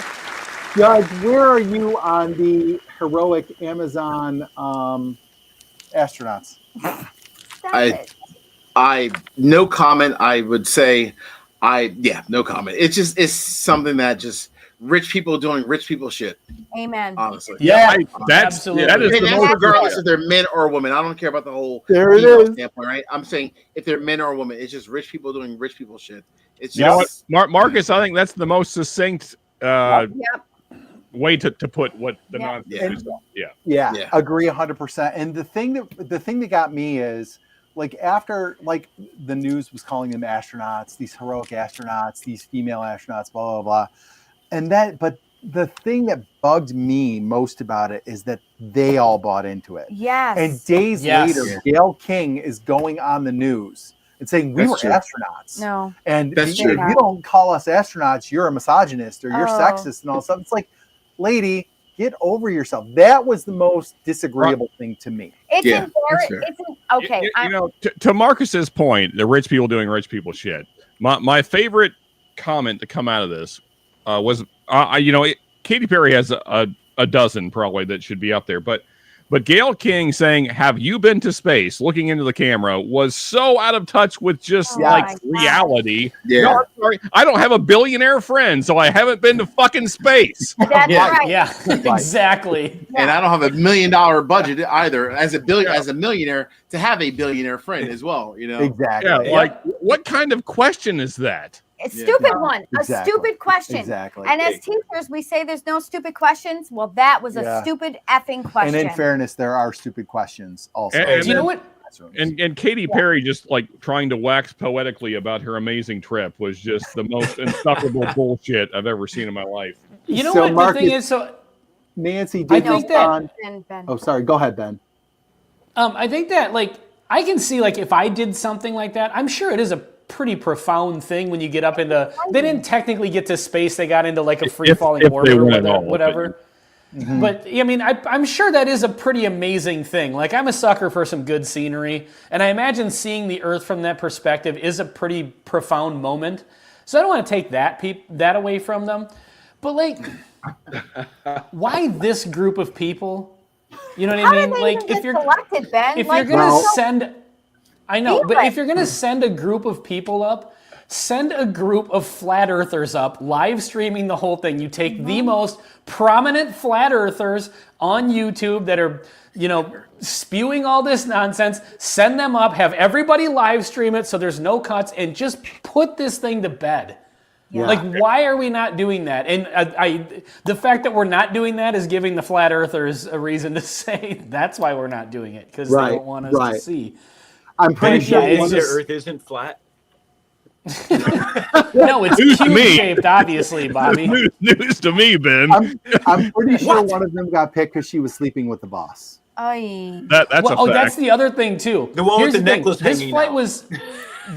was safe. The outfits, so it's fine. Yeah. Yeah, it was Katy Perry, Gayle King, and Real Housewives of L.A. or wherever she's from. Yeah. So this was a safe one because that woman, was it Lauren Sanchez? Is that her name? Yeah. Bezos' fiance?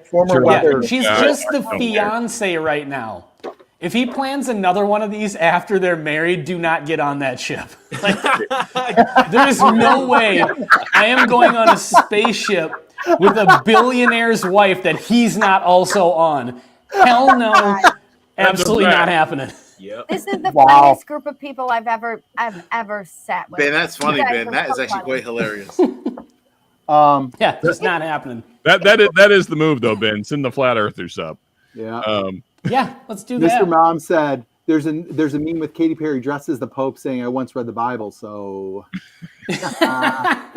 You know what's funny about Katy Perry though is almost the entire time that she was in Low Gravity, she is looking into the camera. She's not even looking out at the planet that she's above. Yeah. Yeah. It's all of it is embarrassing, Sean. All of it. Tom, I've got a perfect story for this. Tom, what was that sound effect? I don't know. That was Ben, probably. Do it again, Ben. No, it was Bobby's. I think something at Bobby's work. It was. I'll be right back. Oh, Okay, no problem, I Bobby. thought he was doing a space mission sound effect. Nope, I'm going to put him back. So, okay. So Tom Shanley said it's like going on a fishing excursion. You have a crew doing all that work, but you only get involved for the final pull. When I was a kid, we went deep sea fishing in Virginia. I hate when I only get. I thought you were going to go a way different direction with the final pull on that one. When I was a kid, I said I hate when I get involved only with the final pull. This So- really upsetting. We go deep sea fishing, and You get the assist, Marianne. they drop Yeah, all I these. get the assist, Sean. They drop all these lines, and then one of them hits, Have those stats. and then they're like, come here, Brian. And I go and I just reel it up like 3 reels, and there's a fish on the So end. that's what They're I'm like, saying. good job, you caught a fish. I'm like, no, I didn't. Yes, he Yeah, did. did I Brian really? thought he did. It's very sweet. Very sweet. I was little 8-year-old Brian was an Amazon astronaut. That's exactly what I was. Hey, you know you're ready to go on Deadliest Catch or whatever the That's fuck. right. That's right. I am Alaska crab fisherman is my next. You're career mode. qualified. You're Yep, qualified. that's my retirement. Me and Sig Hansen are going to be. Let's just make sure your life insurance is intact. Okay. Good. Can Okay. I talk about I know we're late in the night, but that launch looks so AI to me. I've watched it probably a dozen times, and every time it looks fake. Well, and the other thing that was very fake and staged, and I know people have talked about this, but did you notice that when they were on the ground, the door opened, and like one of the handlers ran over and like said something, and the door closed because 5 minutes later, Bezos had to come over with the big freaking wrench and unlock the door and let them out. After he fell in a hole. What a jackass that guy is. All of this is just so embarrassing. It's It just is. terribly embarrassing. And I hate rich people. So it's a commercial for Blue Origin, and it's a commercial directed at rich people who can afford, like the judge said, rich people doing rich people shit. Like Judge it's a gets the line commercial of the for night. them. It's a commercial for them to go and do space travel with Blue Origin, space travel. So it's stupid. All right, let's move on to the rapid fire. So let's go. Yeah, let's go to rapid fire. That was a great discussion. I'm embarrassed for women. We'll move the next roundtable, the next episode, because it'll. Women have done plenty of great things. Thank you, Sean. Thank you. And I think I think the second topic deserves a little more time because I think it's a very interesting topic. So we'll move that to the next episode. Let's go to rapid fire. All right, we'll start with Judge. We picked the judge and Bobby for a rapid fire question. Bobby's not here. So I'm going to Judge. Do you have? We kind of put in the outline. This is like a real quick answer question. Doesn't have to be whiskey related. Do you have a rapid fire question to present to the panel? Do it, baby. Do I have a? Okay. Oh shit. Favorite whiskey of 2024. Okay. Oh, I've got 2024. I've got it. Okay, hold. All right, we know, but there's a lot of other people go on ahead. the panel. Go. All right, I'm going to go clockwise, so I'm going to start with Sean. Favorite whiskey of 2024. Oh shit. Okay. So I think it wasn't technically released then, but it was supposed to be, and they got delayed. I got to go with this because it was technically released like first week of January, but whatever. It's like because of delays. But the Corbin Cash picked by 2-90. This bottle is just freaking epic. It's hazmat. It's delicious. It's 150 proof. It's epic. The boys did a great job. It's signed by myself. Signed by myself. Sign your own bottles, people. Makes you feel great. Makes you feel like whatever. Which we have to say, 21090 was an amazing sub at a short notice. They did a great job subbing for us. Todd's great people. I would say Good runner guys. up. I would say runner up would be this bottle, which is impossible to find because like there's 12 ever in existence. Got this from Mr. Jiggs. If he's watching, thank you, sir. Buddy of his did a special finish. This is finished in, I want to get the verbiage right here. Heavy toasted pecan chips were added to the barrel. Oh, that sounds delicious. Damn. It's a Jack Daniels. JD single barrel proof that had pecan chips in it. It's awesome. Oh my God, yummy. that sounds amazing. Wow. So Myron, favorite whiskey of 2024. What do you got? Old Carter OC number 4. Shout out to my man Brad for letting me get the bottle. That was a members only pick. Now Old Carter is back in the hands of Mark Carter, so we are going to be seeing more Old Carter. But yes, Old Carter puts out amazing stuff. So Old Carter OC number 4. Okay, awesome. Ben, favorite whiskey of 2024. Go. The bottle of Wild Turkey that in 2 separate blinds beat the Jimmy Russell 70th anniversary. Oh, Wild Turkey. You are all sheep. Oh, Ben, I'm not a sheep. You are. No, I'm not. Okay. No, that Murray Hill Club release number 4 and the Russell's 15. I only had those in samples from non-bike riding Dave Vogelsang, and so I haven't had them in a while. But I remember those 2 being particularly absolutely amazing. Okay. I just Not love that I'm next, but I'm going to just say Yeah. ditto. I was going to say exactly what Ben just said. Those are my 2. That Murray Hill and that Russell's 15 and Murray Hill Club was redunculous. All right. Bobby, you, sir? Hey, so I'm falling in line here. That Russell's 15, I didn't want to think that it was going to be the best because everyone's saying it was, and I'm like, Right. it just can't be denied. It just can't. But I'm going to say, other than that, because that one is for a lot of people, I have a sabbatical single barrel cast strength. I know a lot of you haven't ever had sabbatical, but it was absolutely incredible, and it's right on the heels of it. Okay. And it's a local distillery to me. Great. All right. Looks Maureen, like Bobby's about to get some Z's. what was your favorite? I'm just in my room. Dude. Nice. I'm going to go with, honestly, I love that Woodford Masters 121.2. Yeah. It reminds me of Christmas. And so I have nice feelings towards it. So I know it's not like, like what you guys all think. It's right there. It's right there. Oh, yeah, here. But it really gives me warm feelings. So I'm going with the Woodford Masters 121.2, not the 119. Okay. I like that, man. Very nice. I very much liked the Heart Release, Oh, that was so good. and Oh, that was good. I liked the Smoke Eye Hill Barrel Proof. Those were 2 of my favorites. I don't know if they were my absolute favorites, but I'm having a hard time remembering. Shit. We're how many months from we're far. 2024? I have now? 2 runners up. It's Some the months. Penelope Marshmallow Toasted and Oh, the friggin' Grizzly Beast, the Redwood Empire Grizzly Beast. Yeah. Holy hell, that is a good bottle. That's delicious. Redwood Empire deserves. I'm so glad you said that. I got to stop real quick. Shout out to Marianne. I mean, Redwood Empire is a brand making some fantastic, good ass whiskey. Thank you. I mean, great whiskey. 100%. Did you have you had the I'm so happy. Thank you. Judge? Have you had the Screaming Titan, the weeded? Yeah, that's good too. That's really good too. Not as I good as just the think Grizzly that, Beast.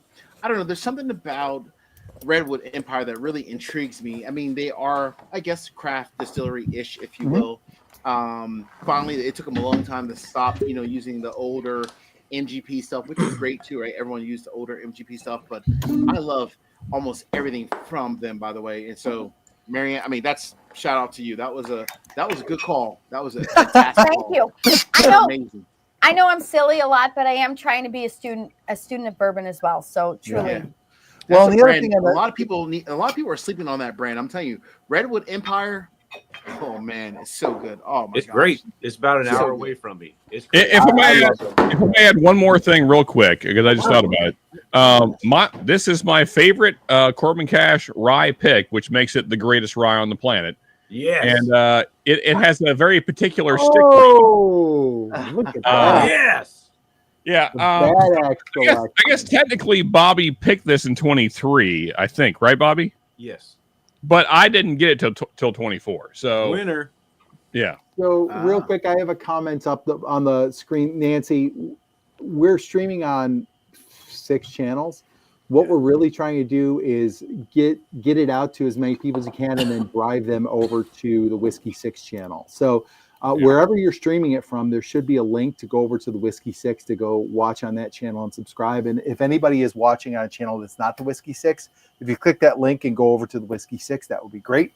And just the hit fact the subscribe button. Nancy is so invested in our chat. I mean, I Well, can't even. Nancy is going to come on the show. Yeah, so and she's going to talk to me because she said, "Bring my Brooklyn out." Like Hey, Nancy and I best friends now. So it's all good. Nancy said she wants to give us a whiskey tasting type of class or a nosing and note type of class. Oh my God. The notes that she wants to do it on the stream. What? So, You know, what you get on the nose? What is it? Why are you getting it? Where is it coming from? Why do you like it? Why do you not like it? If you guys have seen the wheel that she has, the nosing tasting wheel. Yeah. Wow. So hopefully you could not sign me up for this enough. Fast enough. Yeah, exactly. She can do it right into my veins with this. Everything you're talking about. Yes. It's like just like let's go. This is like a take my money kind of situation. Yeah, absolutely.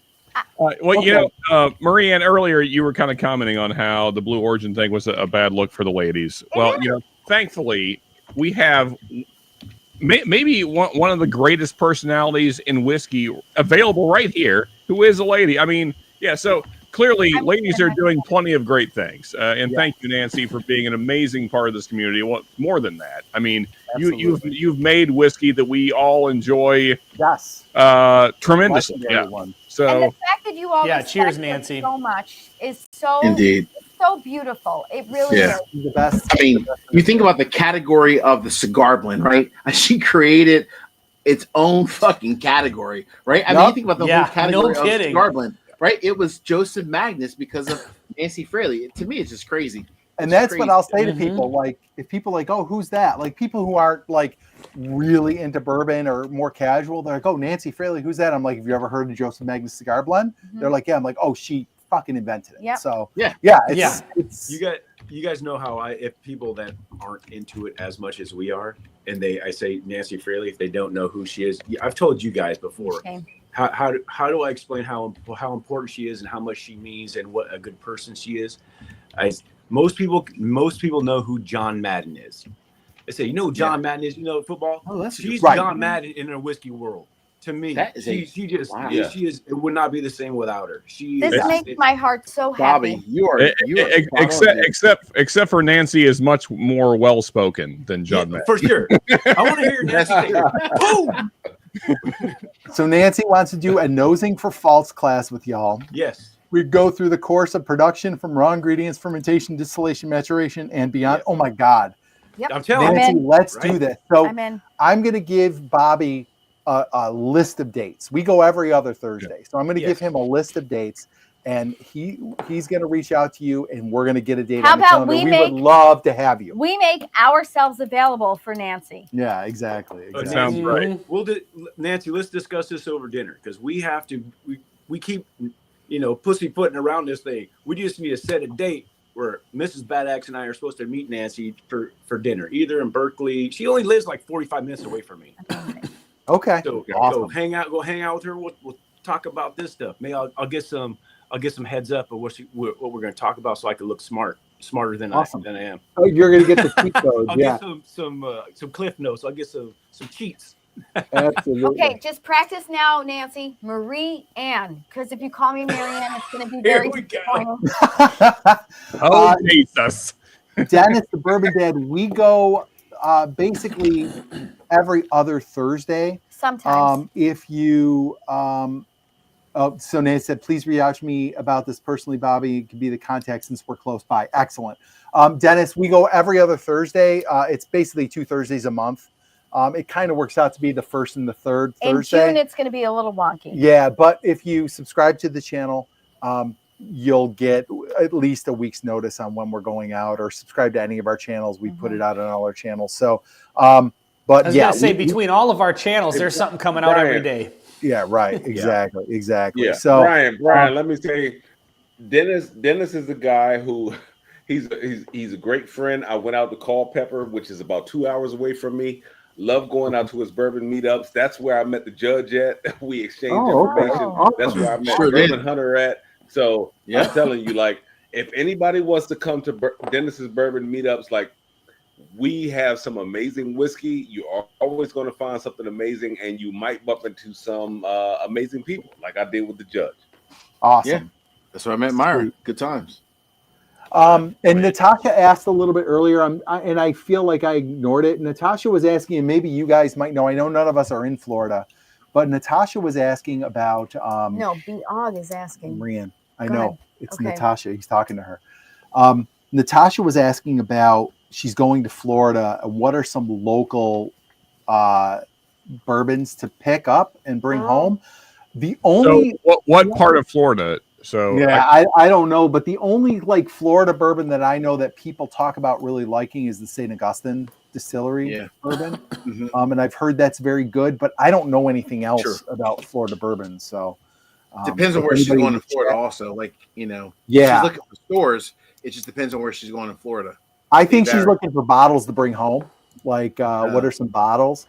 Natasha, if you can tell us where you're going, maybe somebody on the panel can give you a little more guidance on that. But we just went to Florida last week. I went to one liquor store.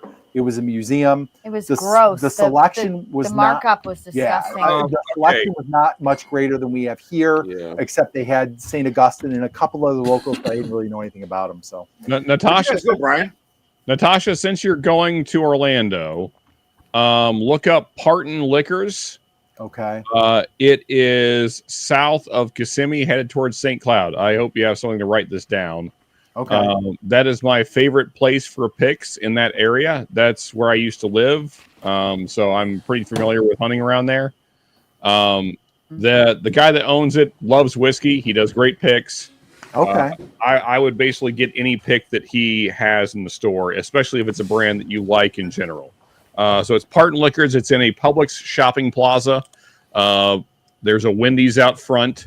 There's probably construction still going on 192 because there always is.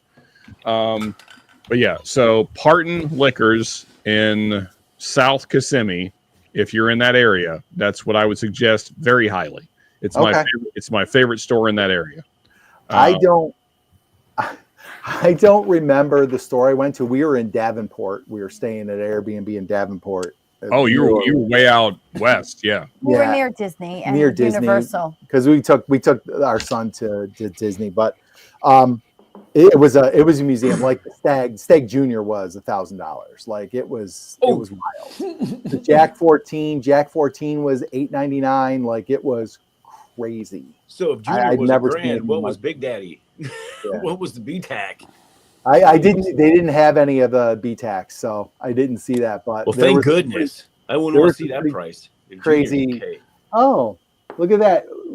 Nancy used to consult for St. Augustine Distillery. My identical twin sister lives 20 minutes away from it. Oh my God. That's crazy. Wow. All right, guys. Bobby, you got a rapid fire? He sure does. If you don't, I don't remember what it is. Okay. Do you want me to go? I got one. Go for it. Okay. So my rapid fire, I thought about this today doing yard work because I have given thought to this about what we're going to do with YouTube. If you weren't doing whiskey content on YouTube, what would be another area, another niche, another topic that you would do YouTube content I've got mine. So I'm going to go down. I'll go clockwise again. So I'll go down and start with Bobby and we'll end with the judge. Bobby, if you weren't doing whiskey, what's another content area you would do? I have done a little bit of it, just firefighting work. It's just job stuff for firefighting. Okay. I've actually got a few of those videos out, which is, I'll probably put them on another channel. But actually, I've actually got another channel just that I tried to start, but just kind of sputtering because I don't have time for it because I do this. just reaction type of stuff. You know, that stuff seems to blow up for whatever reason. You can do whatever you can go any direction with it. Like Amazon astronauts. Ben, what about you? This would take a lot of effort to do, but I would do like and I've actually filmed some content to try to build up a bank of stuff to maybe do this in the future, but like travel review stuff.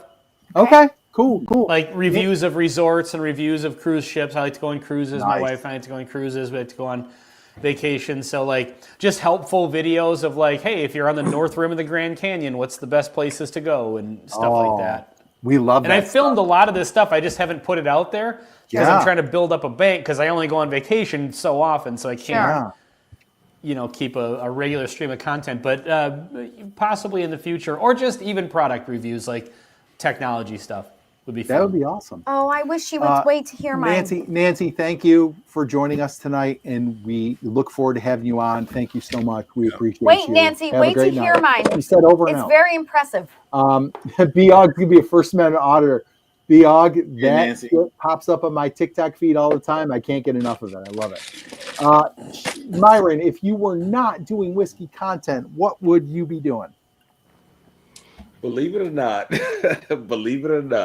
I do have like the first channel that I started before all of my stuff came in for Whskey Tube was like, you know how people record like sounds of rain and storms for people to go to sleep to?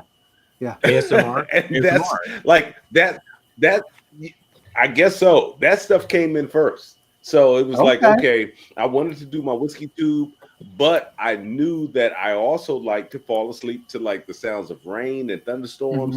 So I started recording that stuff, and then I started a channel. So if I wasn't doing Whskey Tube, I'd probably be putting more time and effort into that. Myron, you could have given me a billion guesses as to what you were going to say, and there is not a fucking chance. I never would have guessed that. Ben is completely. Myron, on it, I'm dead. Well, there's zero. Yeah, and I feel like this is not the first time Myron has given an answer where I'm just like, there's just no way I would have come up with that. Please tell me the channel's called Bedtime with Myron. Oh boy. Yes, Ben, I'm right there with you. I never, ever would have guessed that. I don't care if you would give me a billion guesses. I never would have guessed that. That would have been like a billion and one. Bedtime with Myron. All right. Yeah, Marie Ann's freaking out. Now you have to start Bedtime with Myron. If that whatever channel that is, if you don't call that, rename it Bedtime with Myron, and then put a link to it in your next couple videos, man, I'm going to be very disappointed. That's only. I'll take it as a personal insult. You guys, I'm going last, and as much as you make fun of me, you're going to take me seriously after this one. So, Sean, what about you? Now, I know you've already got.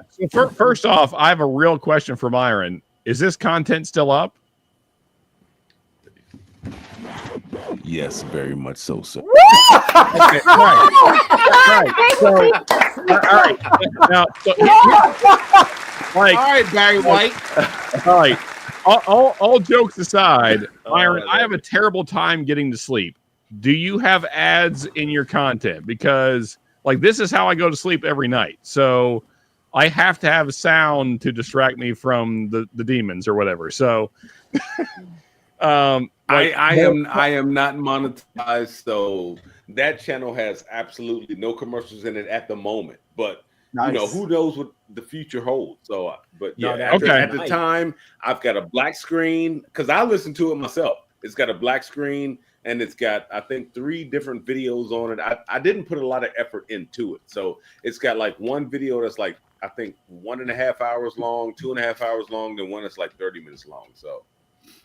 Hey, well, remember, if you don't want to post it here, send me the link because, like, honestly, like this is what I do every night, so I can go to sleep. So, and just remember that Bedtime with quick? Myron is a better name than Low Effort ASMR. So change the name to Bedtime with Myron.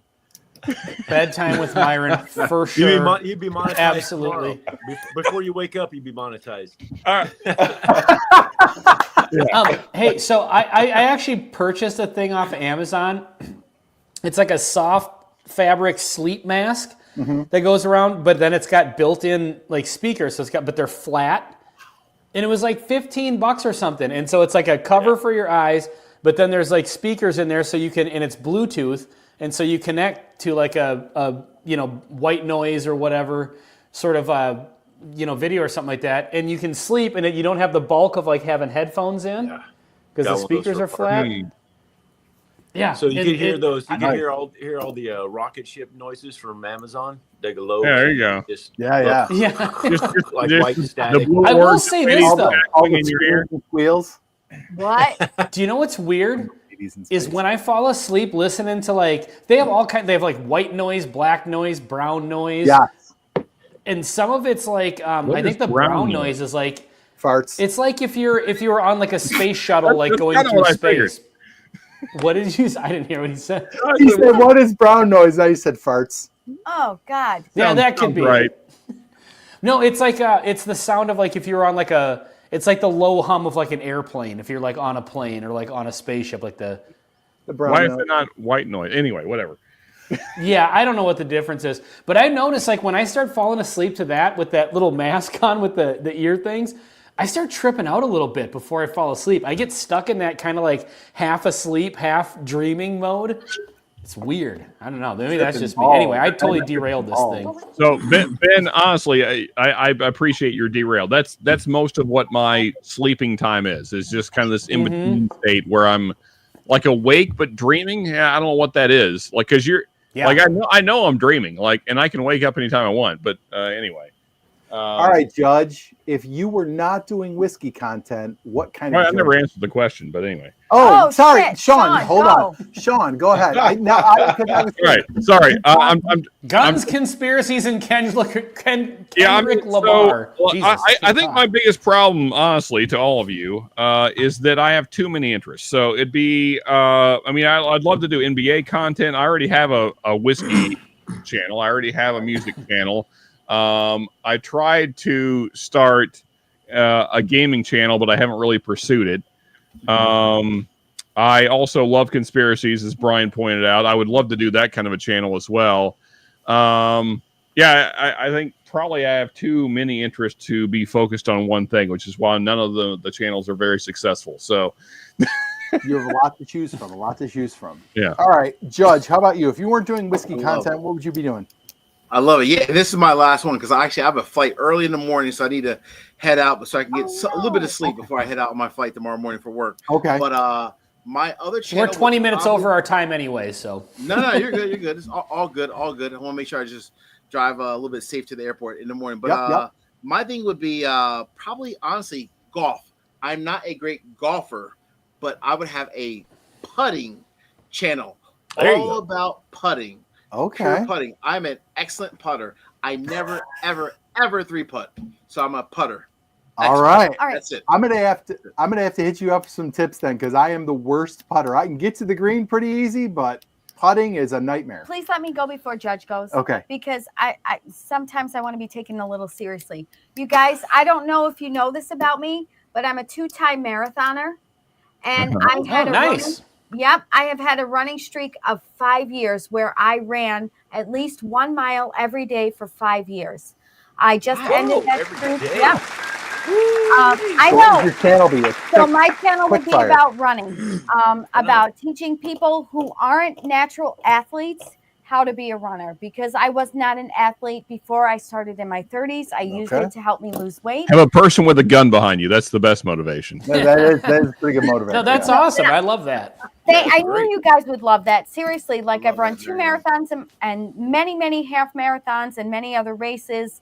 And I had over 5-year running streak of at least 1 mile a day, even when we were on the road traveling. So I'm pretty proud of that.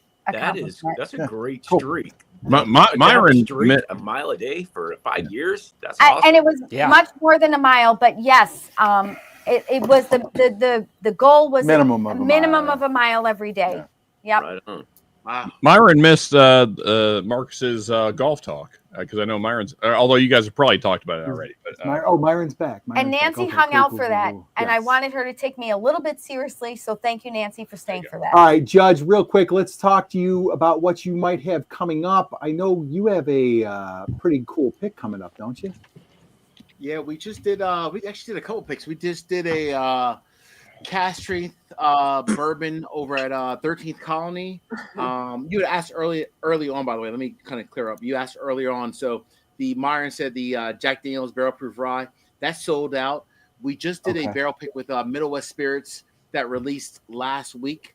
That just sold out actually today. Actually, literally today. So that sold out as well. So no open barrels from the Judge community, but we have a Corbin Cash rye coming out, almost aged 10 years. We have a 13th Colony, not double oak, 13th Colony cash strength bourbon coming out. We have a double oaked, my gosh, my brain's like fried. I forget the name of it. But we also have a Knob Creek 10-year cast strength bourbon coming out as well. Woo. There's a lot coming out for the Judge community, but no, really excited. And I honestly want to say thank you so much for the Whiskey 6. You guys are all awesome. So we got to do this again. And thank you for letting me hang out with you guys tonight. Yeah, Judge, thank you so much for being here. Safe travels, sir. We appreciate you. And take care, okay? Appreciate it, guys. Cheers, Marcus. Great having you, man. Cheers, Marcus. Thank you so much. That was friggin' awesome. Thank you so much. Yeah. I hope you guys in the chat enjoyed it. Hope everybody watching. Cheers, everybody in chat. What your alternate channel would be? Myron, you totally redeemed yourself. Yeah. The thing is, we still have people popping in. There's still new people popping in right now. So yeah, absolutely. What would your alternate channel be? Good to see you. My alternate channel. So I think I would. Dave. I would either. My palate twin. I would either do like reviews of old movies, like rewatches of old movies. We tried that. No, of a YouTube channel. Pro wrestling. Oh, Lord. Oh yeah, I'm in on that. Or Bobby, let's do it, Bobby. Dude, I'm in on I'm gonna leave now. I'm just gonna. Thank you, Sean. I'm leaving with you. Or maybe just old like 80s pro wrestling. And yes. just rewatch them and then to commentate on those. That would oh my God. Bobby, I think we have an idea. Oh my God. Dude. Shut up, I'm gonna go hang myself. Actual WWF. WWF, no WWE. No. WWF. Heck yeah. I'm going to send you guys the greatest wrestling videos you've ever seen before. Okay. I want it. So, I don't know if you know this, but the suggestive comments? No. So Insane Clown Posse, before they got started in rap music, they were like super big into professional wrestling. That's what they wanted to be.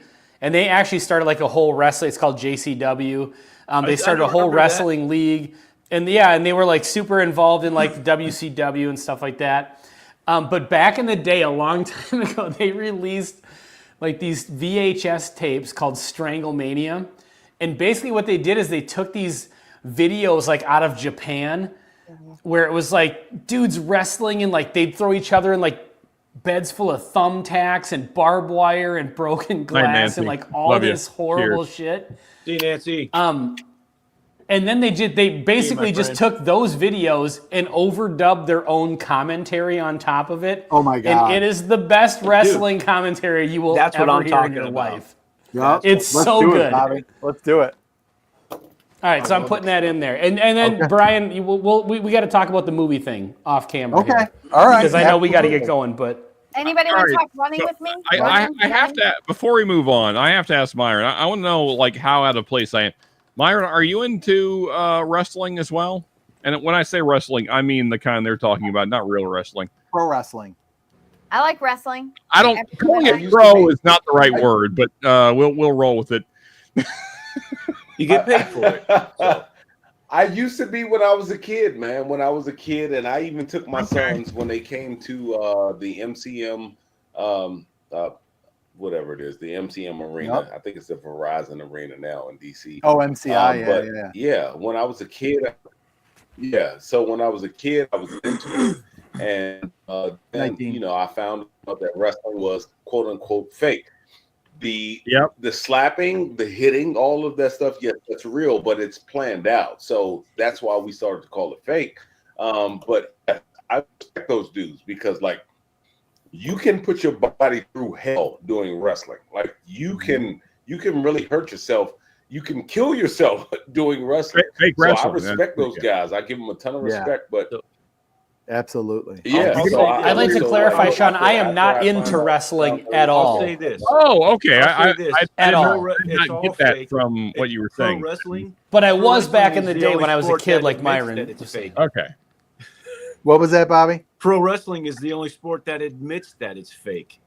Yeah, that's That's true. all I'm saying. Bobby, you got a It's good all- point on it's that. all BS. That's fair. Dude, they're just letting us know up front that it's entertainment. It's That's all right. entertainment. I don't know. Like I think there's something about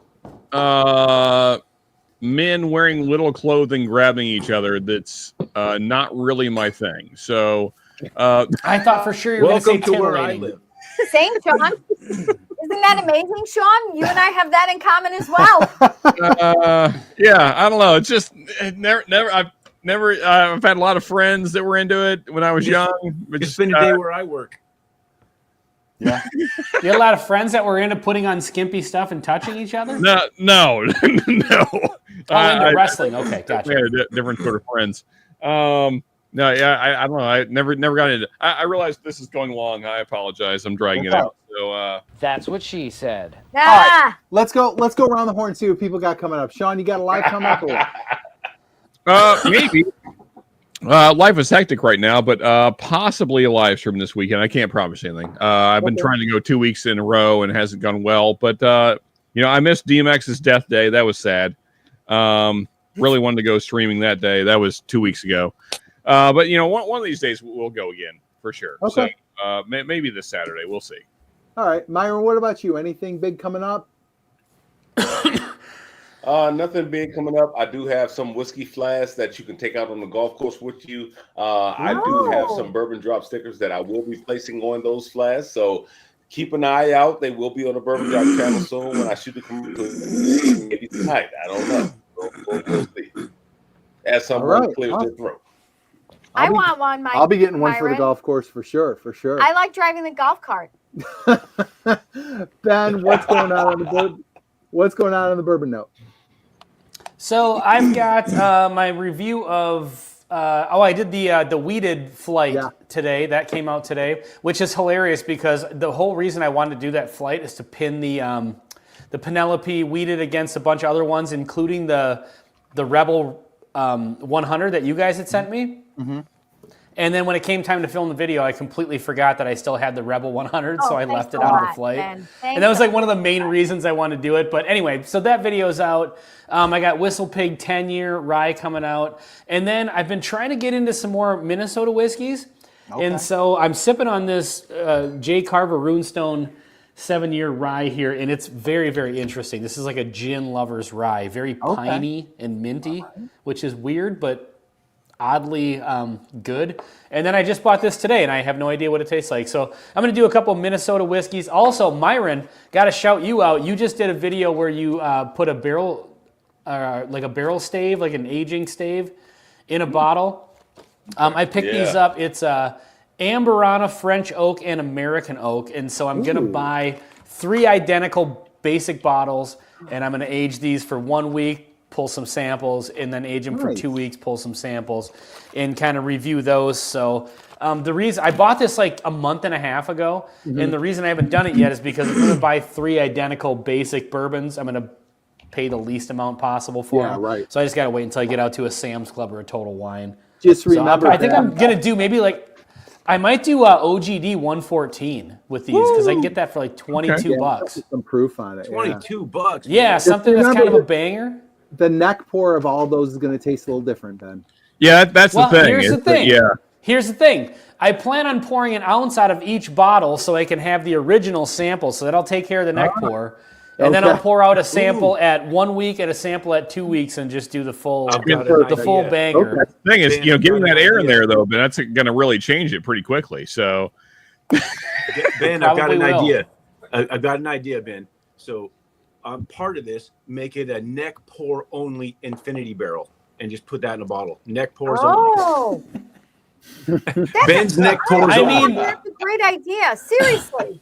There you Bobby, go. what's coming up on your? You have some exciting news. I love it, Bobby. I love it. Me too, Ben. If you guys, is it official now? It's official. So anyone that if you've been noticing, if you watch my channel enough, I've been kind of getting videos out here and there, less than than I have been, but that's going to ramp back up because this is what was causing all that. It just hard launched today. This is the Bad Axe Bourbon bottle shop. This is the Bad Axe Bourbon website.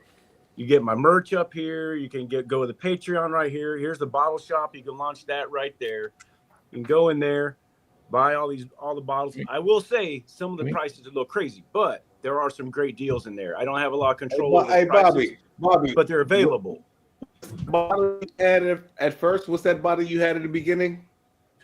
Oh, check Bobby, this out. what's that bottle you had in the beginning? You talking about which one? The decanter or the King Ranch? Do you see King it Ranch, on my camera? I can't. No, I can't he had the solo. James E. Pepper decanter bottle earlier. Oh yeah, the decanter right here. Yeah, the decanter. Oh, the pepper, yeah. And then you got the King Ranch Old Forester right there. They even got Joseph Magnus cigar blend under $200 here. Nice. Really? Yeah, let me do it like Bobby. Crazy. Hold up, people. Yeah, well, let's get Myron the Decanter. You got to get a decanter. The decanter's great. I've already got the decanter. Decanter is great. That's a great bottle. It is a nice bottle. Myron's gonna break there you his go, nose. Myron. There you go. So that's it. I mean, we got our picks on. Let me see. I'm gonna go back one right here. So on the website, you can get to all that stuff.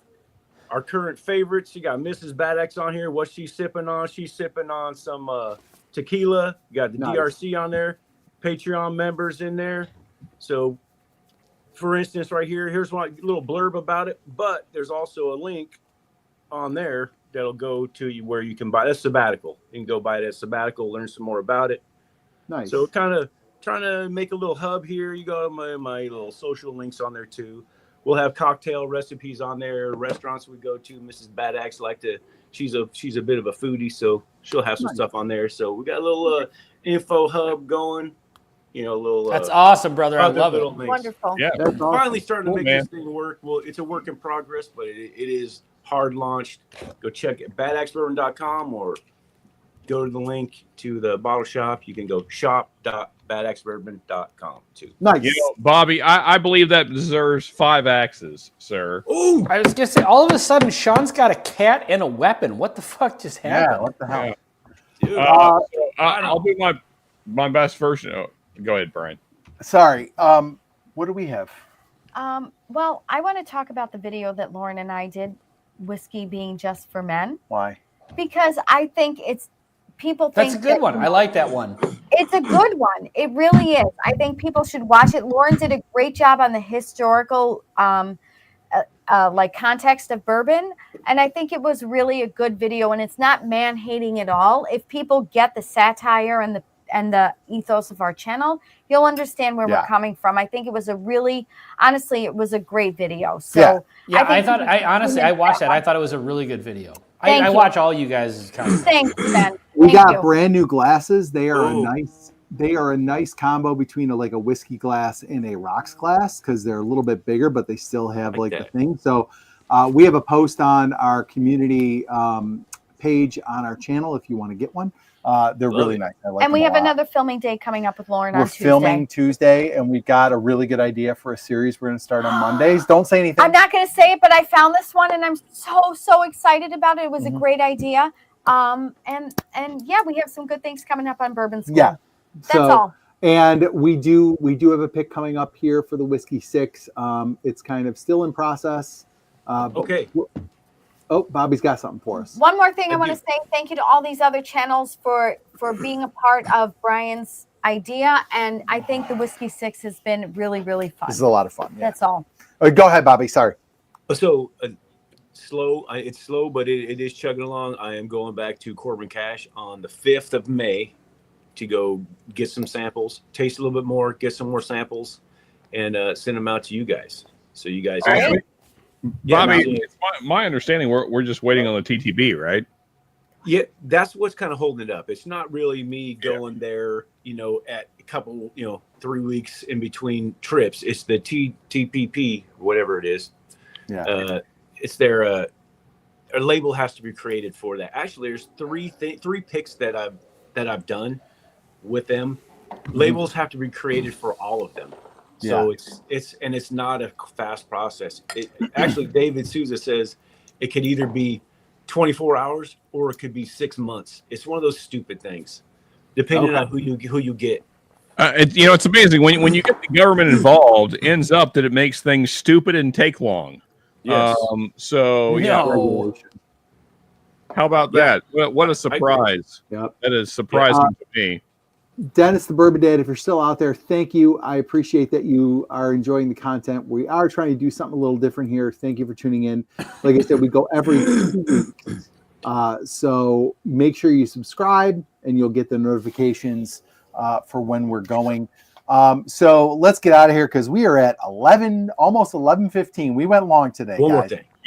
Got one more thing. And Bobby said, I'm not going to tear up my table. We're going to do 5 axes in a very soft way. That cat was scared. No chips flying, but and Bobby said I had to try something. Thank you. All right, what did you want to say, Bobby? Well, one more thing. As far as barrel picks, at least for my channel, those will be available through that bottle shop. Through the bottle shop. So you'll, of course, the Patreon tiers, the higher tiers go first, all that. But if there's any left, then it just goes into the open bottle shop, and there will be. And we will have a Patreon for the Whskey 6. If you want access to that Corbin Cash pick that's coming, you're going to need to be a Patreon. So that'll be coming very, very soon. Right on. On the East Coast, it's 11:14, and my alarm goes off for school at 5:30 a.m. It is going to have to be a not hair wash day. Go ahead. All right. So here's what we'll say. Thank you all for tuning in tonight. We appreciate you. Thank you for the Bourbon Judge for joining us. If you're not subscribed, why wouldn't you be subscribed to the Bourbon Judge? Seriously. Subscribe to the Bourbon Judge. Subscribe to Mash and Metal, Whiskey Wars, Bourbon Drop, Bad X Bourbon, the Bourbon Note, Bourbon School, if you're so inclined. And, of course, subscribe to the Whskey 6 so you never miss a live stream and you get all those updates about the exciting things we have coming up. Guys, thank you so much. This was a record night tonight. We had a lot of viewers tonight. The best viewers we've ever had. So thank you to the Bourbon Judge, and thank you all for tuning in. Thank you all for letting me be a part of this channel. I appreciate it. I say it every time. Thank you. It's been a lot of fun. Guys, we will talk again. Our next episode will be, I think it's like May. It's in 2 weeks. I'm going to New Jersey. What's 2 weeks? May 8th? Before we completely shut off, Brian, quick question to the audience. What channels would you like to see us have on? Please drop those comments. Yes. Drop in the comments and let us know, because we definitely would like your suggestions. We have a list of people we want to invite, but who's somebody you'd like to see? Doesn't have to be a Whiskey Tube channel either. Let us know. Whskey 6, May 8th. Yeah, and next episode will be May 8th. If you don't let us know in the chat, let us know in the comments for this video once it posts. Yes. But thank you all so much for tuning in. Have a great Friday and a great weekend. And guys, we will